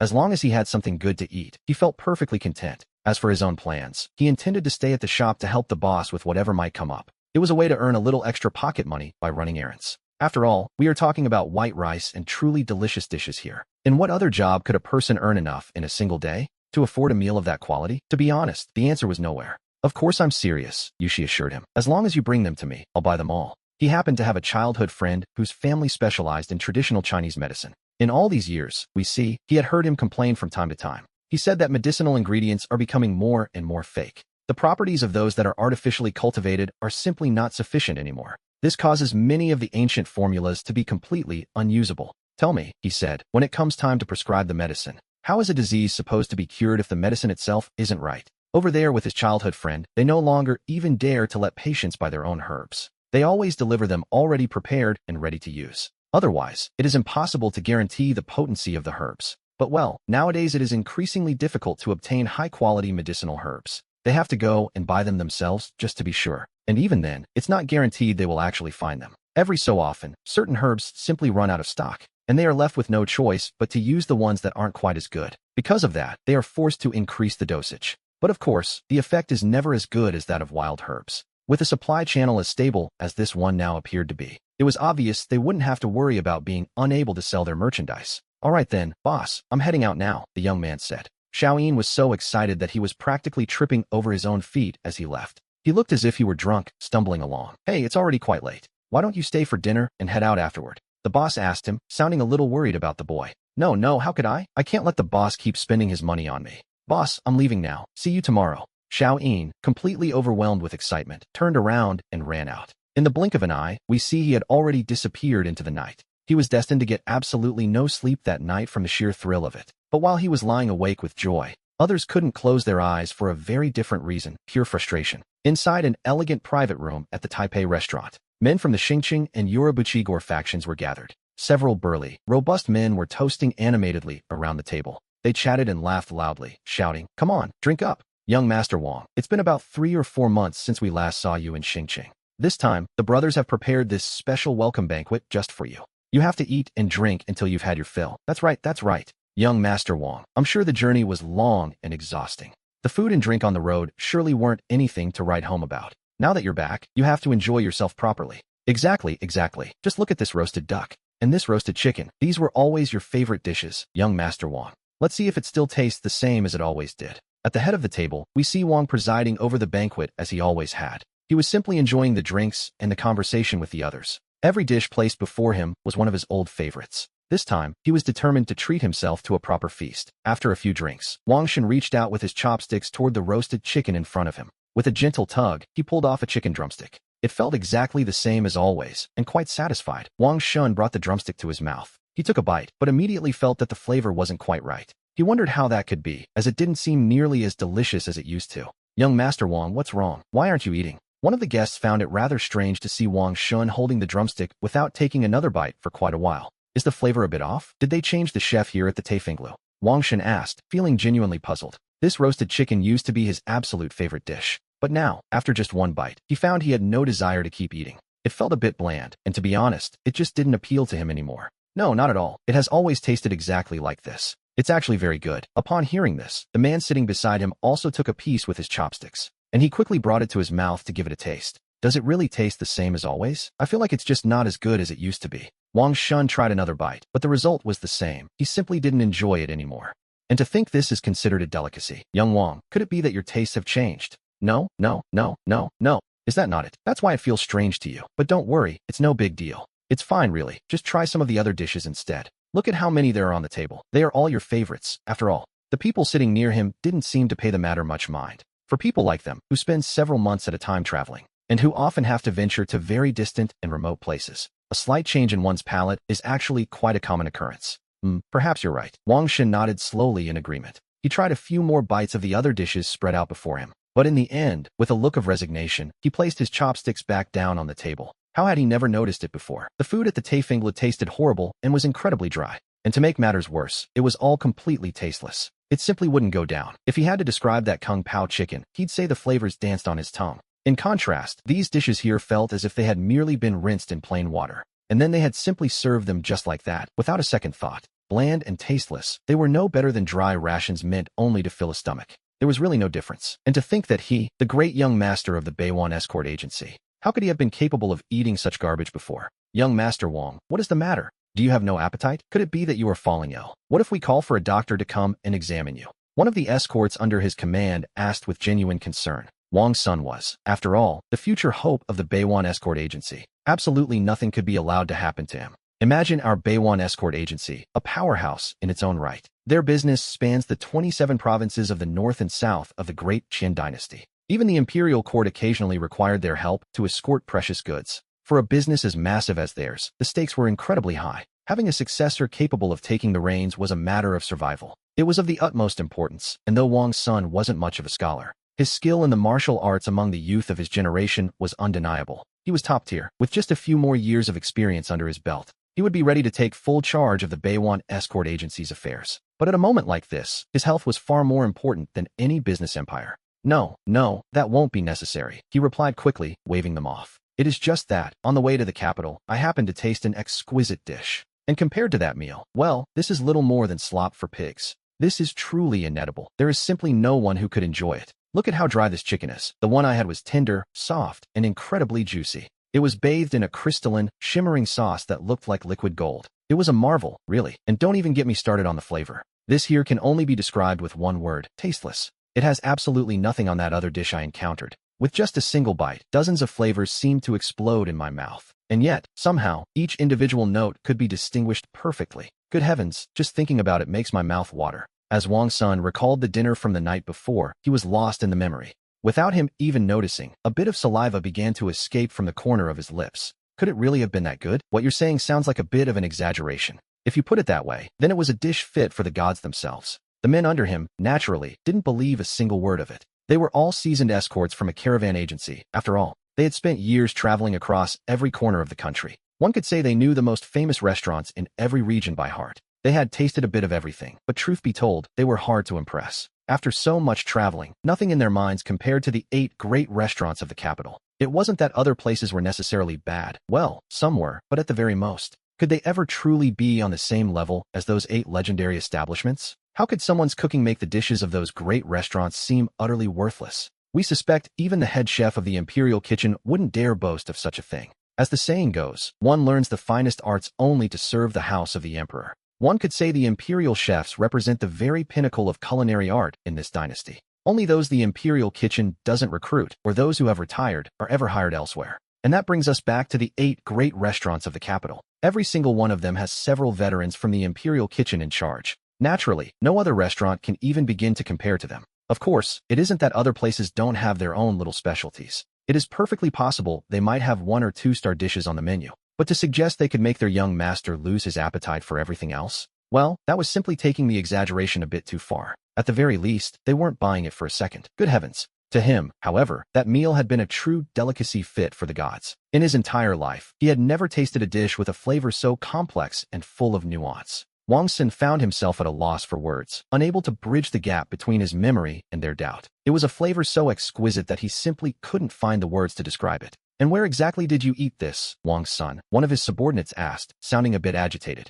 After all, famous taverns are few and far between. Where could he have found such a place? The subordinate pressed him, noting that they had visited nearly every reputable spot, and demanded to know the name, so they could judge the truth for themselves. It's not far, he replied. In fact, it's just outside the capital. It was located in the village of Quo, less than a day's journey away. There is a place there. How should he put it? Well, it seems to have quite a long history. The signature dish of that tavern is called Gongbao Haiden, and according to him, it is simply divine. He had stopped by there just last night, and before he even realized what was happening, he had polished off 11 entire plates. It was a pity, however, that the cursed owner hadn't even opened for business by noon today. Because of that man's laziness, he had been forced to return with an empty stomach. As they listened to this, the others couldn't help but look at Wang's son with growing doubt. It seemed impossible. They, too, had passed through the village of Quo many times. To their knowledge, there wasn't a single well-known tavern in that entire area. One of them expressed his confusion quite clearly. Yes, that's right. I passed through the village of Kuo all the time on my travels. The oldest tavern that used to be there had closed its doors some 7 or 8 years ago. Now, that particular spot is nothing more than a desolate, empty space. A guard who used to patrol that route even added that he'd heard the place was haunted. Another man chimed in, noting that this place apparently opens only at night and closes by day. Wang Zhao, are you sure you didn't run into a ghost? He asked, half joking. Why don't we head to the temple to pray and shake off this bad energy? This came from a rather fearful guard, who was already shrinking back into his collar. Wang Xin scoffed, calling him an idiot and insisting he was far too full of vigor for such things. He claimed to be the picture of righteousness, the kind of man even ghosts would go out of their way to avoid. How could he possibly encounter one? Besides, he argued, he didn't have time for such nonsense. If he were to meet a ghost, he joked, it would have to be a beautiful female spirit looking to steal his life force. What kind of ghost would bother running a simple vegetable stall, anyway? Despite his brave words, however, Wang Sun felt a sudden, cold knot of anxiety in his chest. He began to wonder if he truly had stumbled upon a spectral shop in the middle of the night. Perhaps visiting the temple to pray wasn't such a bad idea after all. The others were convinced he'd met a ghost. They simply didn't believe a few vegetables could be that good. It seemed impossible for simple greens to have young Master Wang so completely obsessed. We can admit the food might be tasty, but this was something else entirely. To be so delicious that you lose your taste for everything else, that's a bit much. There was clearly something strange at work here, something supernatural. It's a ghost, for sure, one of the bodyguards declared with absolute certainty. After all, anything that robs you of your appetite and your will to eat can't be natural. It definitely couldn't be anything good, and they assured young Master Wang he had met a spirit. The other bodyguard chimed in, speaking with just as much absolute certainty. But Wang Sun felt that simply couldn't be true. The food he had eaten was like nothing he'd ever seen before. He had never tasted anything like it, and to be honest, the owner didn't seem like a bad person at all. Besides, he remembered that the white rice had been absolutely delicious. It was far more flavorful than the rice served at any other establishment he knew. Feeling a bit dazed, Wang Sun tried his best to defend Yusi and his shop. The guards weren't buying it, arguing that no matter how good rice is, there are limits to how much it can impress. They were convinced a ghost must have clouded his vision and played tricks on his senses. One bodyguard even mentioned that his wife's great-aunt knew exactly how to ward off spirits. He promised that the very next morning, he would ask her to come and take a look at the young master. Wang Sun snapped back, insisting once again that he hadn't seen a single ghost. He told them the shop was real, the food was real, and everything about it was tangible. It was truly delicious, and Wang Xin stood firm in his conviction despite their doubts. His men tried to be diplomatic, explaining it wasn't that they didn't believe him personally. It was simply that everything he described sounded far too strange to be true. The midnight hours, the food being 100 times better than anything else, it all felt like a dream. And the fact that it never opened during the day, they wondered how such a place could possibly exist in this world. One suggested he should find a Taoist priest to investigate and explain what was really going on. They felt he needed to clear away that negative energy, and the others nodded in total disbelief. Frustrated by his own stubborn nature, Wang Sun demanded to know why they wouldn't just take his word for it. I swear to you, it was a feast fit for the gods, he insisted, his frustration mounting. Forget it, just forget it. It's useless trying to explain it to people who have never even tasted it. We see that Wang Sun was absolutely fuming at this point. He couldn't understand how it was possible that these people simply refused to believe him. Young Master Wang, you can't really blame the brothers, one of them said, trying to be reasonable. The truth is, we've never eaten there ourselves, so we have no frame of reference. How are we supposed to believe you? But wait, how about this for an idea? That place isn't actually that far from the capital anyway, is it? Since young Master Wang has such a strong craving for this food. If we go by horseback, it's really only a matter of a few hours' travel. What if tomorrow you take those of us who are off duty to see the place for ourselves? That way, our eyes will be opened, and there will be no more need to argue over what's true or false. An older escort stepped in then, hoping to calm the waters before things got out of hand. This was Uncle Lucy, a veteran guard with decades of experience under his belt.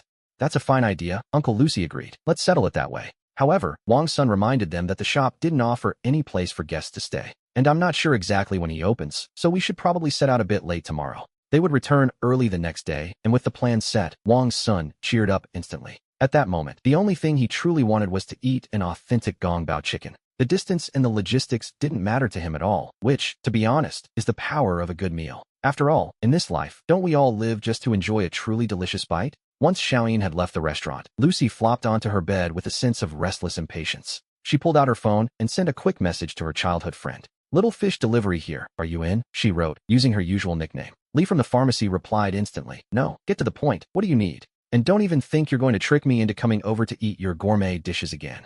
Fine, if you don't want to, then don't come, Little Fish Delivery shot back. There are plenty of people who do. I just wanted to ask if you buy wild medicinal herbs. After a barrage of, what do you want to eat? Messages, Lee from the pharmacy finally answered. Wild herbs? Yes, of course. Why wouldn't I buy them? What kind of herbs are we talking about? I couldn't really tell you, Little Fish Delivery admitted. I didn't study medicine after all. You'd better come and see them for yourself tomorrow.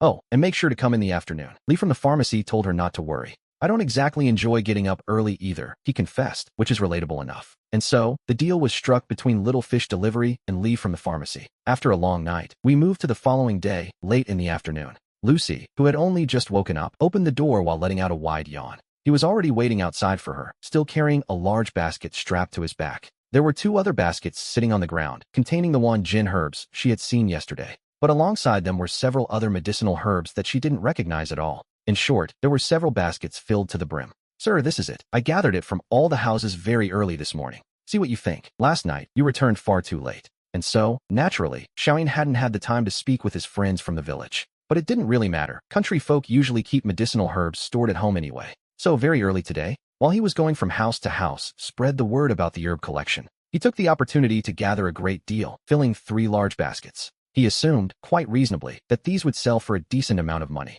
Not bad at all. Tell you what, I'll give you 1 silver qian for the lot. Now, Lucy didn't have a very clear idea of the actual value of money, but she only had 15 copper coins on her at the moment. Between 1 silver qian and 10 silver taels, 15 copper coins was definitely not going to be enough. And 10 silver taels wasn't quite right either, a bit excessive, perhaps. So, that left them with 1 silver qian. All in all, 1 silver qian is only about 50 or 60 pesos, hardly a fortune. Buying so many wild medicinal herbs at that price is certainly no loss. We see that many of these are dried goods, which are worth more than yesterday's fresh ones. After all, once they are dried and lose their water weight, the quality is on another level. 1 qian, here it is. Isn't it too much? Xiaoying stammered slightly, clearly caught off guard. 1 qian is worth 101. Previously, when he sold these at the pharmacy, 50 or 60 was considered a lot. And even then, the pharmacy owner was always incredibly demanding about the quality. It's not much, let's just call it 1 silver qian. Then, with complete nonchalance, she took the silver qian coin she had received a few days ago,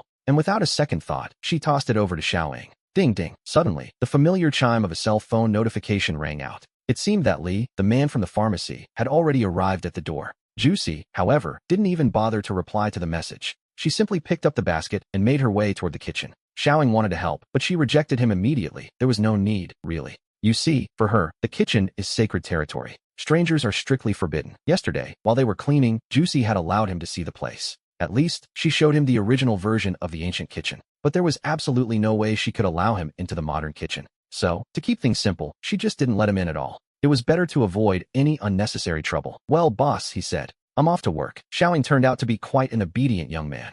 After all, every restaurant has its own set of rules, and he was happy to follow them. In ancient times, people were incredibly strict about protecting their secrets to prevent their techniques from being stolen. Whether they were chefs, carpenters, or even medical masters, everyone guarded their apprenticeships with great care. There were many things they wouldn't even allow others to see. Secrets kept hidden behind closed doors for generations. This was especially true in the culinary arts, a field where observation is everything. After all, in a kitchen, sometimes you can learn a master's craft just by watching closely. So, the fact that Juicy wouldn't let anyone into her kitchen made perfect sense to everyone involved. It wasn't the sort of thing that would raise any suspicions, it was just the way things were done. Go on, Juicy said, casually waving him off as she prepared to get to work. Carrying the basket, she crossed through the ancient kitchen and moved toward the back. She was heading toward her modern takeout shop, the place where her two worlds truly met. The metal shutter let out a long, sharp screech as it was pulled upward. As the door opened, a slender silhouette was revealed standing just outside in the light. The person waiting there was tall and thin, watching the shop with a quiet patience. A pair of black-rimmed glasses rested neatly on the bridge of his nose. He had an attractive face and carried himself with the unmistakable air of an intellectual. This man was none other than Juicy's childhood friend, a familiar face from her past. This was Li Tongren, a young man whose family owned a traditional medicine clinic. As the story goes, his ancestors were supposedly related to Li Sison, the famous author of the Benkeo Gantmo. Or at least, that's what they claimed, giving them the prestige of a truly renowned lineage. They were a family of traditional doctors spanning several generations, and they were quite proud of it. Whether that claim was actually true or not, well, no one has really bothered to investigate it. In any case, these days, if you don't have a big name for yourself, no one dares visit a traditional doctor. Hey, if you stayed here last night, why are you opening up so late? He asked curiously. Come on, let me see what kind of good things you've got in there. Without even waiting for her to fully open the glass door, he was already moving. Li Tongren immediately squeezed himself through the narrow gap to get inside. And we see him go straight for the herb basket, head first, driven by pure professional instinct. 5-year-old Wan Jing. And this one here is a 10-year-old wild variety, he noted. This is definitely a wild jewel. Tian Shui Shi. This is high-quality stuff. Out on the street, they sell this for hundreds of pesos a kilo. And he also noticed the Sanji Si Gao sitting right there. To be honest, these were nothing short of absolute wonders. He examined the Sanji Si Gao again, along with the Tai Pai Cu, pure marvels, the lot of them. He estimated it was 99% wild, a true rarity that would easily fetch 30 to 50,000 a kilo on the open market. Tell me, where on earth did you get all these treasures? He asked, barely containing his excitement. The more Li Tongren looked, the more his eyes seemed to sparkle with genuine delight. Even though there wasn't a huge quantity of each individual herb, their true value lay in their rarity, as wild herbs are nearly impossible to find nowadays. Unless, of course, you venture into the deepest parts of the mountains where no one ever goes. Otherwise, there is simply nothing else to find. Everything these days has become completely mechanized. It has become nearly impossible to get your hands on truly wild medicinal herbs anymore. Everything is artificially cultivated now, and as the old saying goes, 1 year of herbs leaves the land barren for 3. The truth is, growing these medicinal plants demands far too much fertility from the soil. Artificial farmland simply cannot provide the plants with enough concentrated medicinal power. And this, we learn, is exactly why so many ancient formulas today seem like they don't work. In reality, it isn't that the ancient formulas themselves are useless or fake. It's that the herbs being bought aren't the right quality, leading to results that are, frankly, quite poor. The herbs simply aren't authentic anymore. And because of that, well, they naturally have no effect on the patient. A relative from the countryside sent them to me. He asked me to find a way to sell them, she explained. So what do you say? Are you interested in them or not? We see that Yusi was also quite surprised by this sudden turn of events. Deep down, he had assumed it would be a major feat if Xiaoing could manage to source even the most common and ordinary medicinal herbs. But who would have guessed? She had even secured herbs worth tens of thousands. This girl is truly incredible. Of course I'll buy them. I'll definitely buy them. I'll take them all. How could I possibly turn these down? In fact, these are exactly the kind of herbs my business has been lacking lately. But, to be perfectly honest with you, aside from me, no one else would even dare to buy these things from you. In the future, if you manage to get your hands on more wild herbs, it doesn't matter what kind they are, just make sure you save them for me first. Don't let anyone know, because some herbs simply cannot be sold on the open market. But my family has important contacts, you see. We can arrange everything, so don't you worry about a thing. As for this pile here, I need to go and weigh them first. I'll send you a message through Shao Incorporated a bit later. Relax, this Dendrobium officinale alone is worth tens of thousands of pesos. For everything you have here, you should be able to get at least 70 or 80,000. And with that, she left, carrying the basket of herbs with her. Litten Bryn ran off as if the devil himself were chasing her, leaving behind a Yusi who could only shout weakly, "Hey, leave the basket." But unfortunately, she had already moved too far away and didn't hear him. Well, he told himself it didn't really matter. After all, they were just a few bamboo baskets. If she took them, well, she might as well keep them, which, naturally, was the least of his concerns. Shaking his head, he closed the metal shutter once again. Yusi went straight from the kitchen back into the ancient world. It was no joke, he had earned more than 100,000 in a single day. To him, it was more than clear which side of his life held the brighter future. We returned to the inn, where Shao Incorporated was still diligently mopping the floor. But the more Yusi watched her work, the more a sense of shame began to wash over him. He realized the herbs she had given him were worth at least 10 silver taels. And yet, he had only given her a mere 1,000 copper coins in exchange. To be honest, he felt like a complete swindler for making a profit in such a way. It was true that if Shao Incorporated had sold them herself, she never would have secured such a price. Even so, Yusi's conscience continued to prick at him.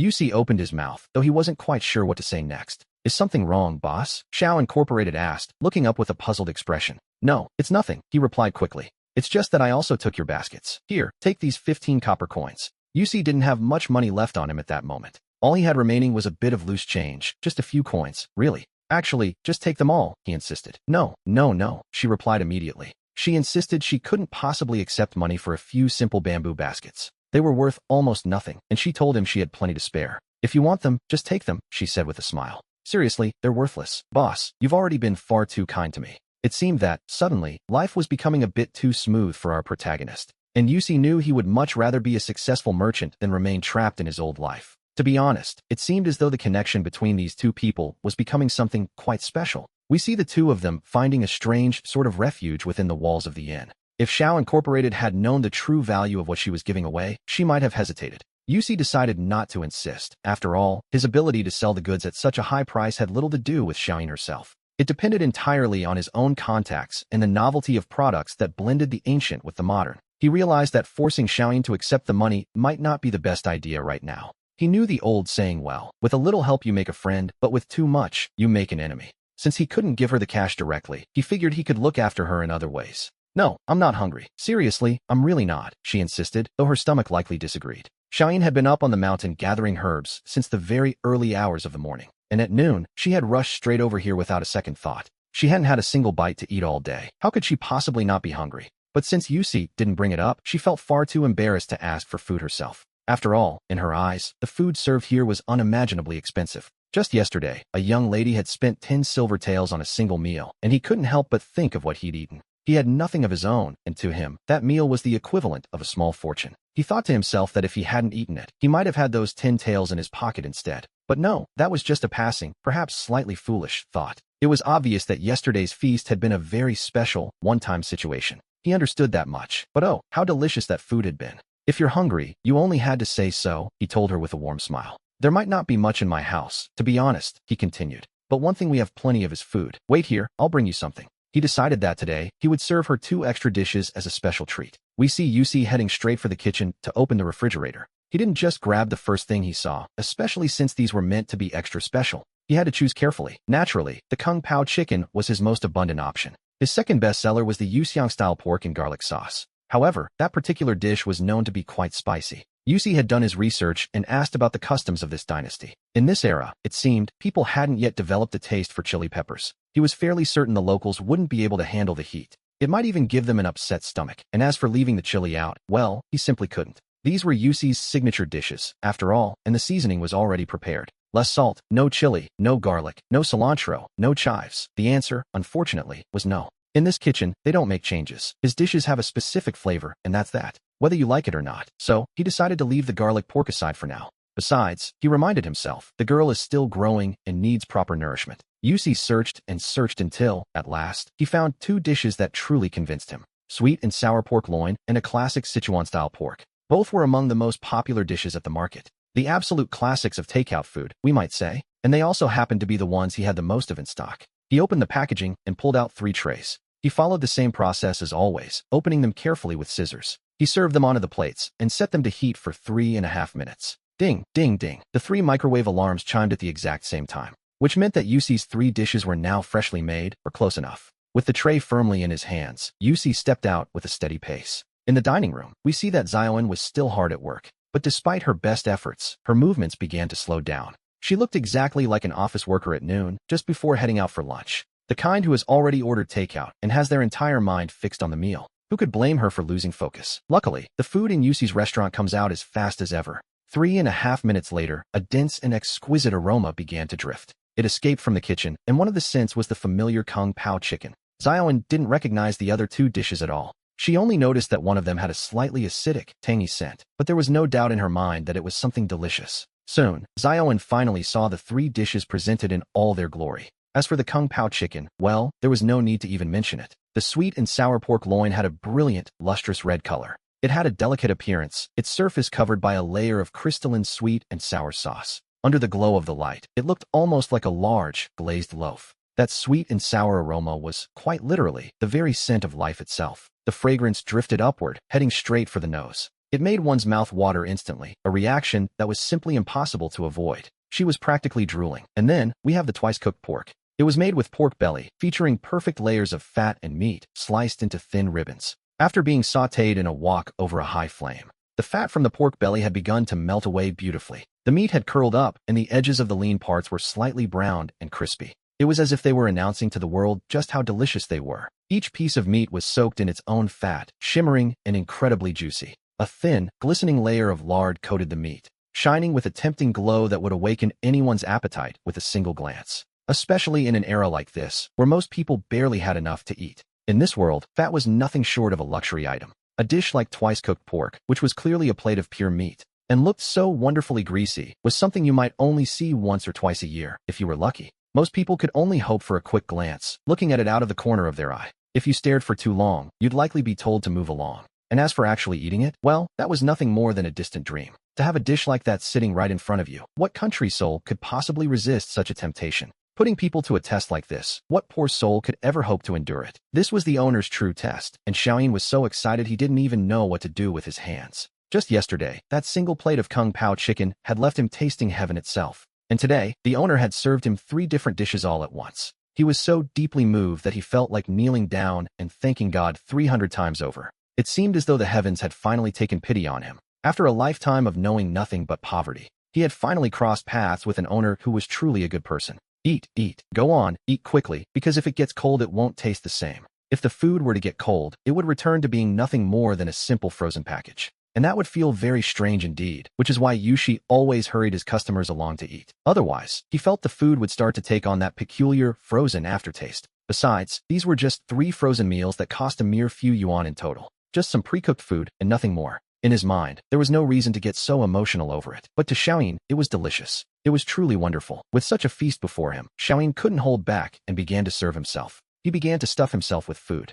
Simply divine. This one was good, and that one was even better. The sweet and sour pork, in particular, was a dream for a boy his age. It was the most irresistible thing in the world, seasoned with flavors as fine as sugar and vinegar. He had never tasted such things in his life, and the reality far exceeded anything he had imagined. It was a true delight. Honestly, it was absolutely delicious. And as for the twice-cooked pork, well, that was in a league of its own. Rich and tender, it was the perfect companion for a generous mouthful of white rice. This was the life. He felt like a king feasting in his palace. Clatter, clatter, clatter, just as Xiaoyin was losing himself in those wonderful flavors. The sound of galloping horses echoed from just outside the door. Judging by the noise, there was definitely more than just one rider. They were approaching at full speed, and soon enough, the riders came into view. Yushi peered out the door, and, well, look at that. It was Wang Zhan, the man who had only just left yesterday. Why would he have returned so soon? We have to wonder what he's up to. I told you all it wasn't a ghost shop, he called out to his companions. Seeing the shop standing there, open in the middle of the day, Wang Zhan finally breathed a long sigh of relief. Thank goodness, he thought. It hadn't been a hallucination after all. So, this place really did exist, and here we see the beginning of a very busy afternoon. The riders following behind him were also left feeling a bit bewildered by the situation. They had assumed their young master had ventured out on some sort of official business. But now, it seemed that wasn't the case at all. Could this little shack really serve the heavenly food he spoke of? Heavenly food? To be honest, that seemed highly unlikely given the surroundings. Filled with skepticism, the men climbed down from their horses to investigate. They looked around, and, no matter how they sliced it, the place was just an old, small, rundown shop. It certainly didn't have the look of a place where the food would be any good. But then, the scent hit them. It smelled delicious, though the aroma was a bit different from last time. Wang Zhan, leading the way, was naturally the first to catch the scent of the cooking. Ignoring the astonished looks of his companions, he didn't hesitate for a second. He ran straight into the dining area, driven by a very specific hunger. He came to a sudden halt right in front of Xiaoyin, who was still eating. And that was when he spotted the 3 half-eaten dishes sitting on the table. What on earth is this? Wang Zhan pointed at the plates, his hand trembling slightly. The last time he had visited, he hadn't seen such a variety of delicious-looking dishes. He had only tried the gongbao chicken. The thought that he'd missed 2 other delicacies made him shake with pure frustration. He felt he had to demand an explanation from the owner. One was clearly sweet and sour pork, and the other, he realized, was the famous twice-cooked pork. He gave them a quick once-over and recited the names of the dishes as if it were the most natural thing in the world. And although Wang Zhan was generally a decent fellow, his stomach was currently doing the talking. He paid in cash. For Yushi, there was no direct benefit here like the one Xiaoyin brought him. And so, he treated the man like any other ordinary customer. What I mean is, if you have such incredible dishes here, why on earth wasn't I served these the last time I visited? Are you looking down on me? Do you think I don't have the money to pay for them? I see now. It must have been because it was already so late, and the kitchen simply didn't have the ingredients prepared anymore. Even though he was annoyed, Wang Zhan was desperately trying to find an excuse for Yushi. But I did mention it to you at that moment. You were the one who said you didn't want it. It's a pity that Yushi didn't really care. After all, he had indeed offered it to him. He certainly wasn't going to shoulder the blame for the man's forgetfulness. You offered it to me? Seriously? Wang Zhan felt a sudden wave of embarrassment wash over him. How could he possibly have remembered something like that? At the time, he had assumed that in a tiny village shop like this one, having even a single signature dish was already asking for quite a lot. To be honest, the other dishes hadn't interested him in the slightest. But who could have imagined that the other options would be just as delicious? Now, he found himself wishing he could travel back in time to that very moment. He felt like giving himself a good slap. After all, if the owner recommends something, you should just order it. It's not as if he lacked the money to pay for it, either. Why did he have to be so difficult? In the end, he was the only one who had missed out. Yes, of course, you were sitting right here in this very spot. And that was when I started giving you my recommendations. Yushi nodded with complete sincerity and a very serious expression. He seemed quite intent on recreating the scene from that day for him. Dazu, what other dishes do you have available? Boss, just tell me once and for all. I want to try every single one of them. Wang Zhen was cut off mid-sentence. They were all gone. Today, I only prepared these 3 specific dishes. The good stuff should be brought out little by little. You can't reveal everything all at once. Otherwise, it loses its charm. Besides, he really needed to clear out some of his inventory. He knew people like Wang Zhen well. They're the best customers for finishing off old stock. That was exactly why he had to bring the dishes out one by one. If the man ate too much and discovered he liked one dish far more than the others, what would happen if he suddenly didn't want to try the rest? He thought of the thousands of frozen yushi meal packs sitting in his refrigerator. It was better to take things slowly and see how much he could get rid of today. Fine then, of these 3 dishes, bring me 10 portions of each. What would happen if he suddenly didn't want to try the rest? Thinking of those thousands of meal packs, Wang Zhen placed his order with a grand gesture. And just as expected, he began his noble task of clearing out the inventory. Wait a moment, Yushi didn't turn around immediately to head back to the kitchen. What else do you want? Wang Zhen sounded a bit impatient. He was in a hurry to eat. Well, the price of the dishes has gone up. Yushi said it looking a little embarrassed, which, to be honest, was understandable. It was about time they went up. How much is the increase? Wang Zhen wasn't surprised in the least by this development. With food this delicious, if he were the owner, he would have raised the prices too. He only hoped the increase wasn't too outrageous. And if it was, well, he would just grit his teeth and pay it anyway. At most, he would simply eat here a little less frequently. 50 liang per dish. Yushi thought about it and decided to multiply the price by 5. At this price, he could more or less make a decent profit, and the common people wouldn't be left completely unable to afford it. After all, to move his inventory, he couldn't rely solely on a few wealthy customers. 50 liang for 1 plate. Boss, you're being quite a bully. Fine then, just bring us 2 of each instead. Wang Zhen touched his purse, already feeling the sharp pain in his pocket. 300 liang of silver. Sometimes, that was everything he earned from an entire escort mission. Young Master Wang, have you completely lost your mind? It is 50 liang for a single dish, an astronomical sum, to be sure. Not even the head of the imperial kitchen himself would dream of such a thing. He wouldn't dare charge 50 liang for a single plate of food. Good heavens, this place is nothing more than a blatant robbery. Let's go, we need to get out of here right now. The men following him, who until now had been watching with interest from the side, heard that each dish cost 50 liang, and they simply couldn't take it anymore. What exactly were they supposed to eat? It was a choice between silver or food, and it wasn't that they, being such a large escort agency, couldn't afford it. The real question, as it often is in these matters, was whether it was actually worth it. The aroma of the food was delicious, yes, there was no denying that. But we know there are plenty of dishes out there with scents that are just as enticing. How many of them are truly worth 50 liang of silver? Not even the signature dishes at the famous Thai Phone Pavilion reached such heights. They only reach that price because their ingredients are incredibly difficult to source. Only through such rarity can they barely manage to justify the cost. But we have to ask, what ingredients are being used in these 3 dishes right here? Pork, and some vegetable that we can't even identify? It seemed absurd. No matter how you look at it, there don't seem to be any expensive ingredients involved. And yet, they have the audacity to sell this dish for 50 pieces of silver. If we don't tear this little shop apart right now, it's only because we happen to be in a good mood. No. The food here is truly, genuinely delicious. Just try it. As soon as you taste it, you'll understand. This round is on me. Wang Zheng, you see, was one of those who had already tasted the food. So, naturally, he knew exactly how incredible it was. He had sampled every signature dish at the famous Thai Phone Pavilion, and the only thing he could say was that only their ingredients were expensive. Compared to the food here, it was like comparing the earth to the heavens. For those same 50 silver pieces, he would prefer 1,000 times over to spend them here. It was a pity that at this price, he could no longer indulge in the feast he had the day before yesterday. Back when it was cheap, why hadn't it occurred to him to eat more? Good grief. In this moment, Wang Zheng was absolutely consumed by regret. He felt like giving himself a few good slaps across the face. Once, a plate of Kung Pao chicken for only 10 copper coins had sat before him.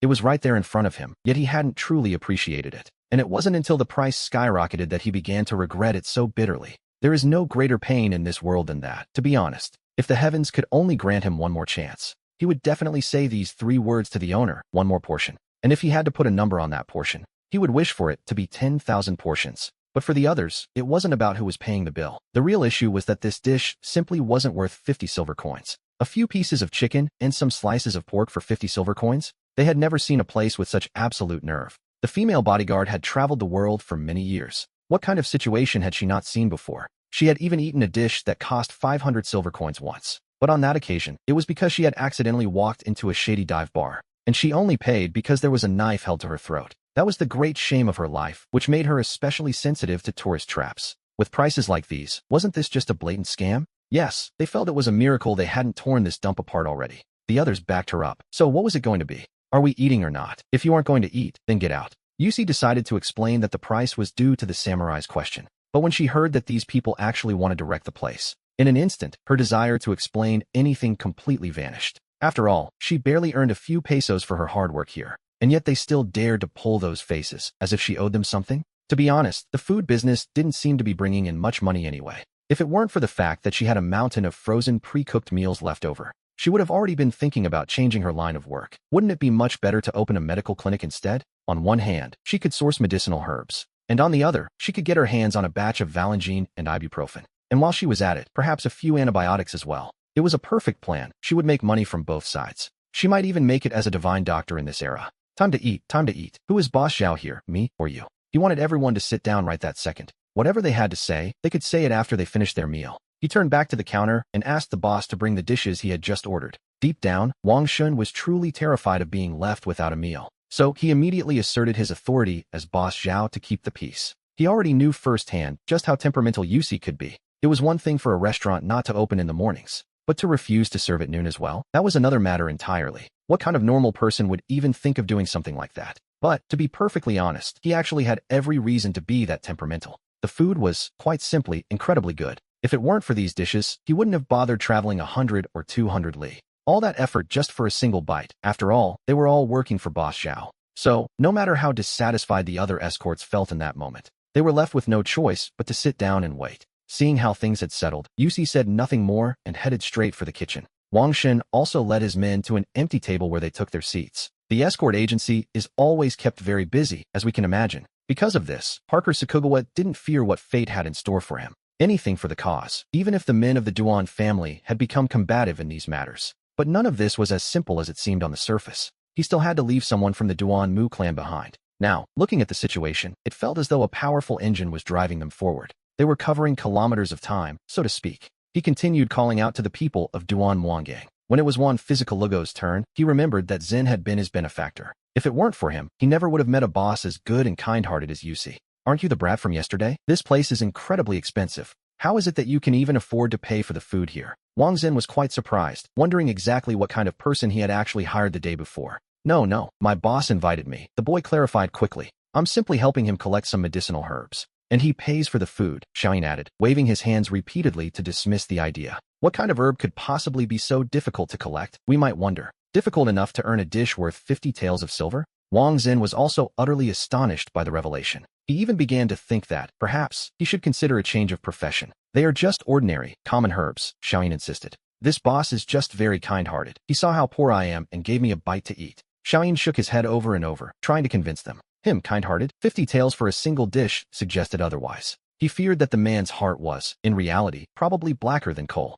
After all, the chef Chen Biao was still young and a bit impulsive, and he simply couldn't bear to keep listening to such talk. Actually, it isn't always that expensive. A young lady came by yesterday, and her dish only cost her 10 taels of silver. In fact, the boss is actually very easy to talk to, if you know how. If you speak to him kindly a little later, he might even be persuaded to give you a discount. Xiaoyin spoke up with a touch of shyness, though the reaction he got was quite sudden. Several people spat out their water at the exact same time. Just listen to him. Does he even realize what he's saying? Is any of this actually making sense? What do you mean? Only 10 taels of silver. That is enough for a full feast at the Taizong Lu.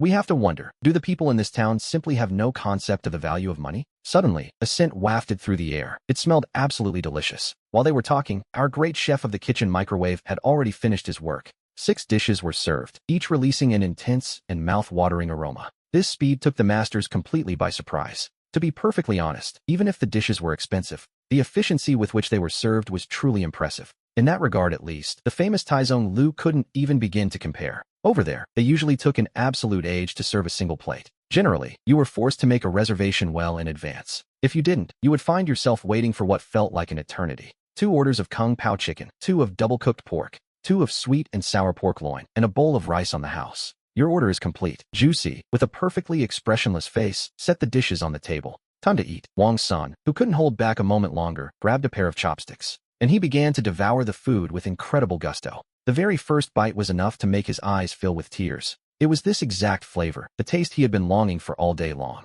That sensation of the food, dancing right on the tip of his tongue. He had finally found it again, though the others didn't think it was such a big deal. The dish smelled wonderful, yes, but there was no need for such a reaction, or was there? Take Louis, for example, who had watched Wang's son grow up since he was a small child. Naturally, he wasn't about to fight the boy over his favorite dish, and certainly not when it came to a dish as expensive as 50 liang. He had traveled far and wide throughout his long life. Was there any delicacy he hadn't already tasted? Besides, at his age, his taste buds had already begun to lose their edge. Nothing tasted quite as good anymore, so he simply took out his flask and began to drink. Master Chun Biao, for his part, despised this place from the bottom of his heart. Imitating Louis, he also pulled out his own flask to pass the time. The Taoist master of Miao, on the other hand, was a much more humble soul. He didn't argue, he didn't compete, and he certainly didn't get upset. If there was food, he ate. So, after Wang's son, he was the second to pick up his chopsticks. Of course, he didn't dare touch that 50 liang dish, not even for a moment. Instead, he took a bowl of rice with stew from the container sitting next to it.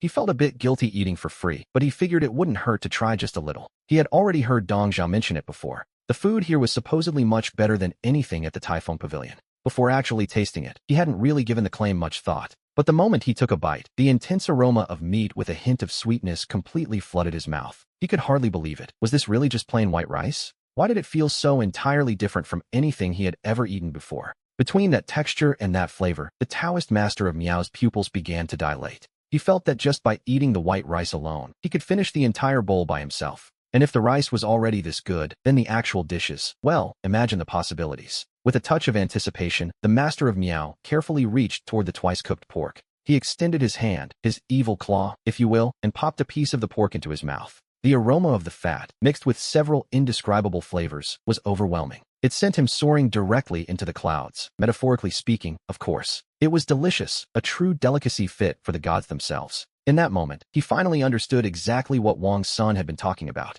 For a dish like this, one could easily forget about the price of 50 liang.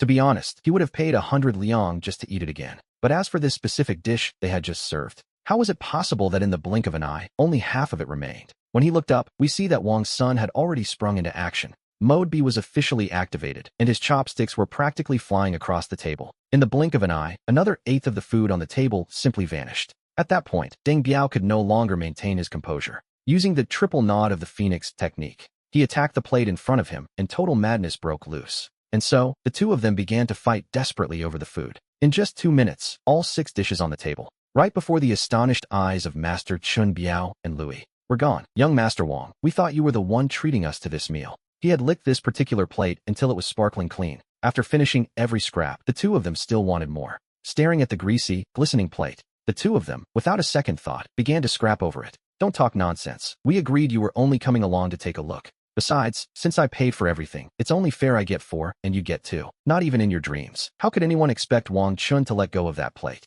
Just looking at that sauce, he knew it would be incredible mixed with rice. If that's how it's going to be, then don't blame me for getting a little rough. May the best man win. Ha ha ha. And with that, Deng Biao let out a truly wicked little laugh. He stretched out his hand and managed to grab one first. Huh, in that case, don't expect me to show you any mercy. Wang Chun, of course, had no intention of being left behind. With a sudden kick, he sent Deng Biao's bench flying across the room. Taking the lead at last, and not without a bit of a scare, he managed to seize 4 plates. Clearly, Chun Biao is still far too young for this kind of chaos. He completely lost his composure and pointed a finger at both of them. He was so utterly shocked that he couldn't even find the words to speak. Boss, bring me a dish. Make it the sweet and sour pork loin. We see that he was a man of action, and he wanted it right now. He couldn't help but feel a deep curiosity about the flavor of that dish himself. He was dying to know what it tasted like, but what a pity. The plates in front of him were already glistening, scrubbed perfectly clean. Even if he had wanted just a small taste, it was now quite impossible. He was left with no choice but to order another plate for himself. And so, exactly 3.5 minutes later, a juicy serving of sweet and sour pork loin was placed upon the table. Seeing how Wang Chun and Deng Biao were watching him like stalking tigers, Yui decided to hold the dish directly in his own hands. He didn't even dare to set it down on the table. To be honest, who could blame him? Otherwise, he was certain that at the very most, he would only manage to get a single bite. There was nothing else to be done. He couldn't even rest his hand for a moment, though he had no idea yet. The truth is, he would very soon be glad that he had made that decision. Because after that first bite, he was completely marveled by the sweet and sour pork loin. That specific sweet and sour flavor was something not even someone like him, who had traveled everywhere his whole life, had ever tasted before in a single dish. It was incredible how 2 such different flavors could complement each other so perfectly. The sharp tang of the vinegar served to open the appetite, and furthermore, it cut right through the cloying sweetness of the sugar. At the same time, the sweetness of the dish also greatly softened the otherwise penetrating acidity of the vinegar. When combined, they were nothing short of a divine creation. In an instant, we see that Lu Yi was completely surrendered to this culinary delight. The plate of sweet and sour pork vanished in the blink of an eye. In his hands, it didn't even last a full minute. Staring at the leftover sweet and sour sauce remaining on the plate, he gathered his courage and ordered another bowl of rice. What did shame matter? At his age, he no longer cared about making a bit of a fool of himself. Using the rice, he dedicated himself to leaving the plate sparkling clean. And so, in the blink of an eye, there was yet another clean plate sitting on the table. And he certainly left it clean, far cleaner, in fact, than the plates the other two had already licked. There sat Lu Yi, looking completely and utterly satisfied. Even so, he continued to gaze longingly at the empty plate resting on the table. It truly seemed as though he wanted to give it just one more lick. But having already licked it 3 times, to be honest, there wasn't a hint of flavor left. If there had been, he likely wouldn't have dared to let go of the plate at all. One can only say it was a bit of a pity, really. Hey, Uncle Lu, what do you mean you've joined them too? Master Chen Biao was simply at a loss. He didn't understand what was happening at all. These two people, who just moments ago had been firmly on his side, had suddenly switched sides, and all for a bit of pork. Ah, young Chun, now that I think about it, young Master Wang truly deserves to be our future leader. He has such a keen eye, truly. Lu Yi didn't bother offering any other explanation. Instead, he simply began to shower the young man with praise. Exactly. Young Master Wang really does have an incredible eye. To think he could discover a restaurant as divine as this one. In the future, our Bei Yuan escort agency will undoubtedly claim the top spot. Master Chun Biao quickly chimed in to second that sentiment. You flatter me. I really just had a stroke of good luck. And I simply stood on the shoulders of a giant, he added with a humble smile.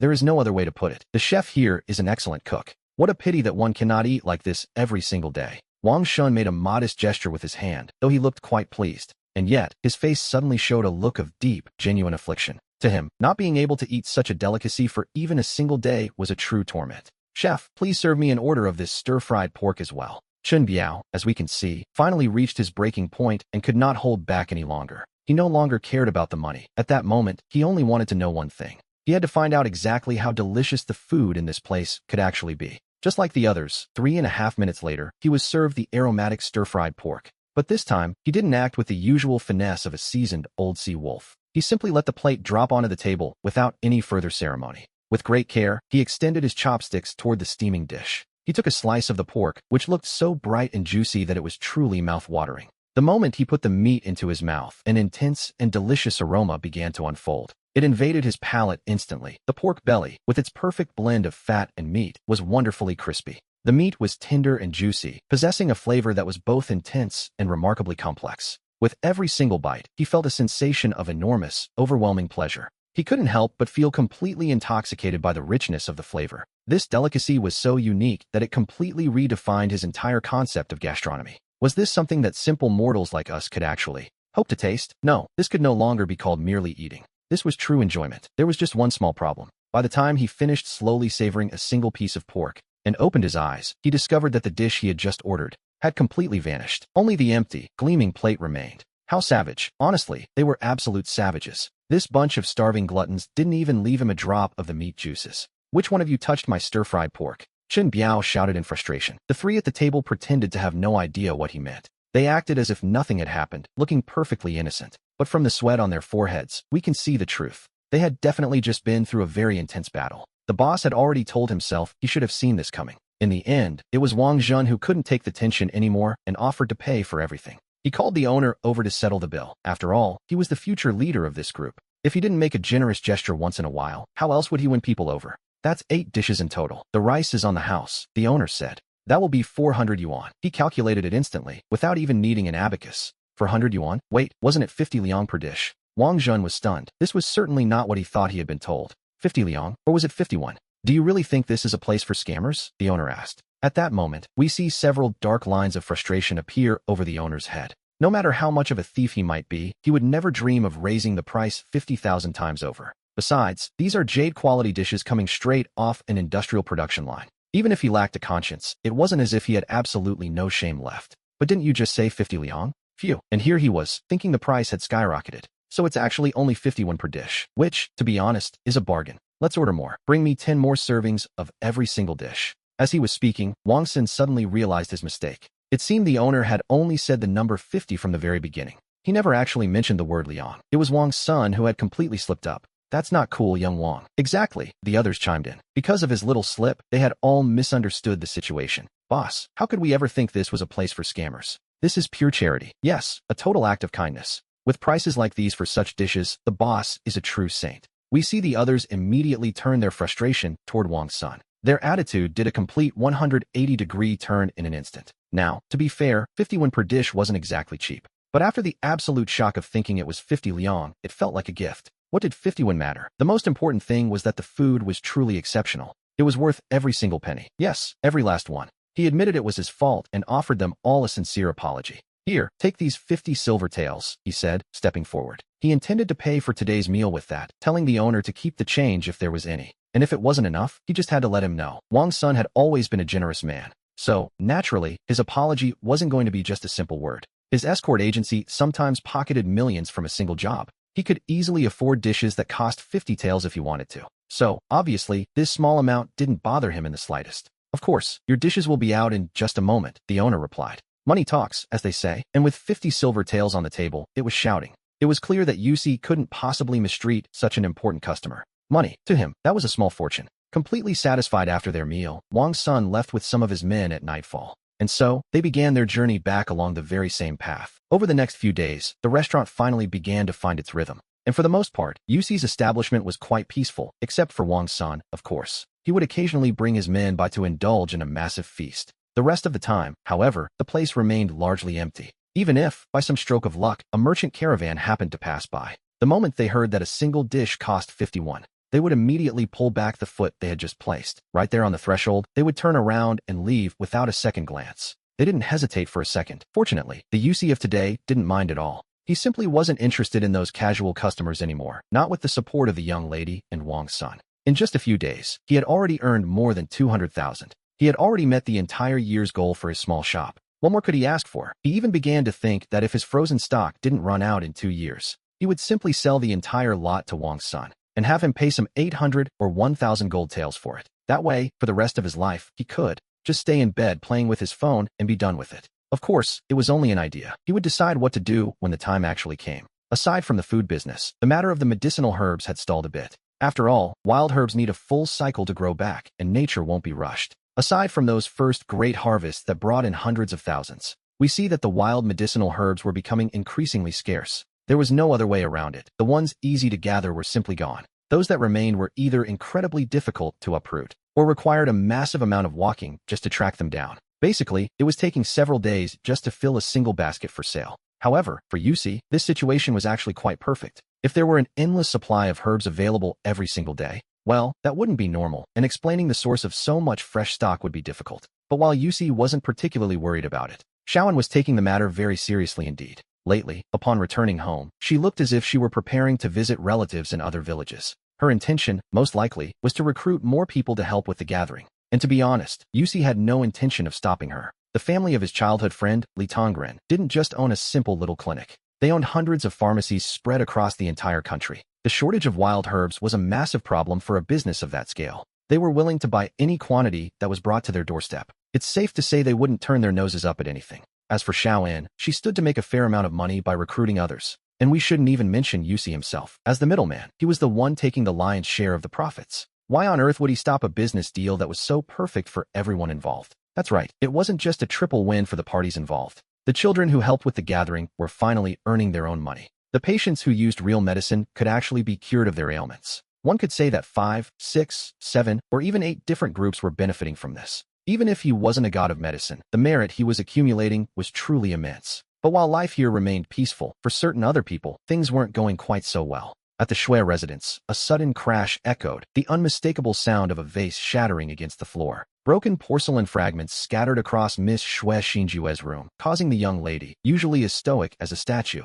to slightly knit her brow. This was hardly the first time such a thing had happened in a man's life. The lady of the house was the one losing money. Doing the math for this month, this was already the 3rd vase that had been smashed into pieces. Lately, it seemed something was wrong with her maid, Shui-chan. She appeared almost possessed. When combing her mistress's hair, she fumbled. When preparing the bath, she simply couldn't get the water temperature right. Even when serving tea or water, she would either overfill the cup or spill the tea entirely. In short, she was doing everything wrong, which, naturally, was quite unlike her. I deserve punishment. I deserve punishment, she muttered to herself. Shui-chan finally snapped back to reality and knelt quickly on the floor. Even though she was the young lady's personal maid, and they had practically grown up together since they were small children, At the end of the day, the divide between mistress and servant still existed. Their social statuses were worlds apart. If the young lady broke a vase, well, it was just a broken vase. To her, it was nothing more than an object, but for the servants, in essence, they were also considered objects belonging to their masters. In the eyes of society, they were on the same level as that porcelain vase. Because of this, her fate depended entirely on the lady's mood, a terrifying thought, really.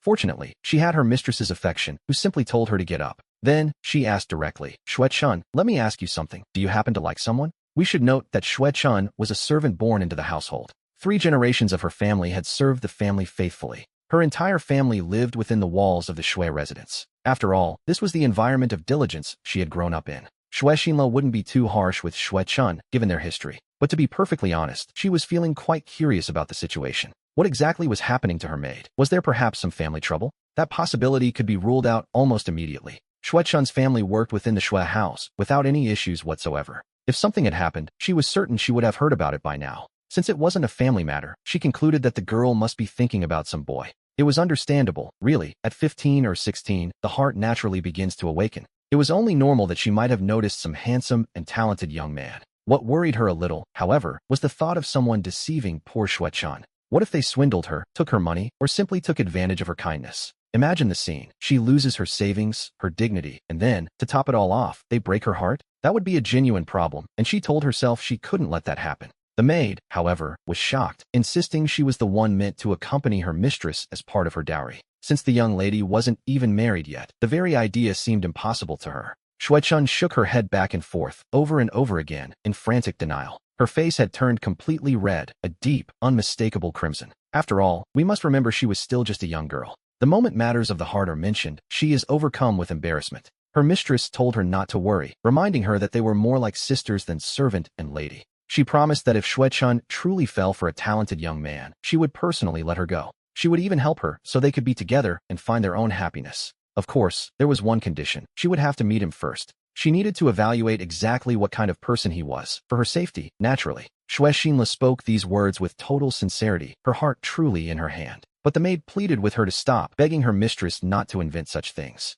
I swear to you, I'm not in love with anyone, she insisted, trying to sound convincing. But the more poor Shue-chun denied it, the more obvious the truth became. Her face grew redder by the second. And you still say it's nothing? Her mistress teased. She was blushing as bright as a tomato, which, naturally, was a bit of a giveaway. Let me guess, Uncle Lu's youngest son? No, that's impossible, she mused. If anything were going to happen between those two, it would have happened a long time ago. She decided it couldn't be the boy from the Zhang family either. With his particular look, there was no way she would ever notice him, not in a million years. So, she concluded it had to be someone from outside the household. But then she remembered they had hardly gone out at all lately. Don't tell me you've taken a liking to the innkeeper, she said, half joking. Slowly but surely, Shue-shinla began to connect the dots in her mind. And the more she thought about it, the more certain she became of her theory. The only time they had actually left the house in all these days was to go to the temple to offer incense. A very pious trip, indeed. And that was a convent. On the entire journey, aside from the coachman, they hadn't seen a single man. The only man they had actually encountered was the owner of that inn. If one were to consider his age and his physical appearance, the truth of the matter was quite clear. Setting aside his sharp tongue, he really did have the charm to captivate anyone at first sight. It is definitely him. There is simply no other possibility. Oh, miss, where on earth do you get these ideas? She stammered. How could I ever like such a black-hearted ruffian? The blush on Shue-chun's face vanished instantly, as if it had never been there. In its place, we see an expression of deep, inner conflict. It must be said that, before tasting the food, things were quite different. She probably would have disliked the owner of that place quite a bit. But after tasting his dishes, her opinion had changed completely. Even if that owner is a bit of a swindler, he isn't entirely bad. At the very least, the food is actually worth every penny, which is rare enough. Shue-shinla didn't believe a word of it, but Shue-chun wasn't about to confess. Listen, you've been wandering around like a lost soul these past few days. Is there something you can't tell me? Shue-shinla asked, still highly skeptical. But even so, she decided to play along with the girl's story for now. It's really nothing. It's just that I want to leave the residence for a while. Shue-chun was hesitant, but she finally worked up the courage to ask for permission. She had spent days unable to sleep, tossing and turning restlessly in her bed.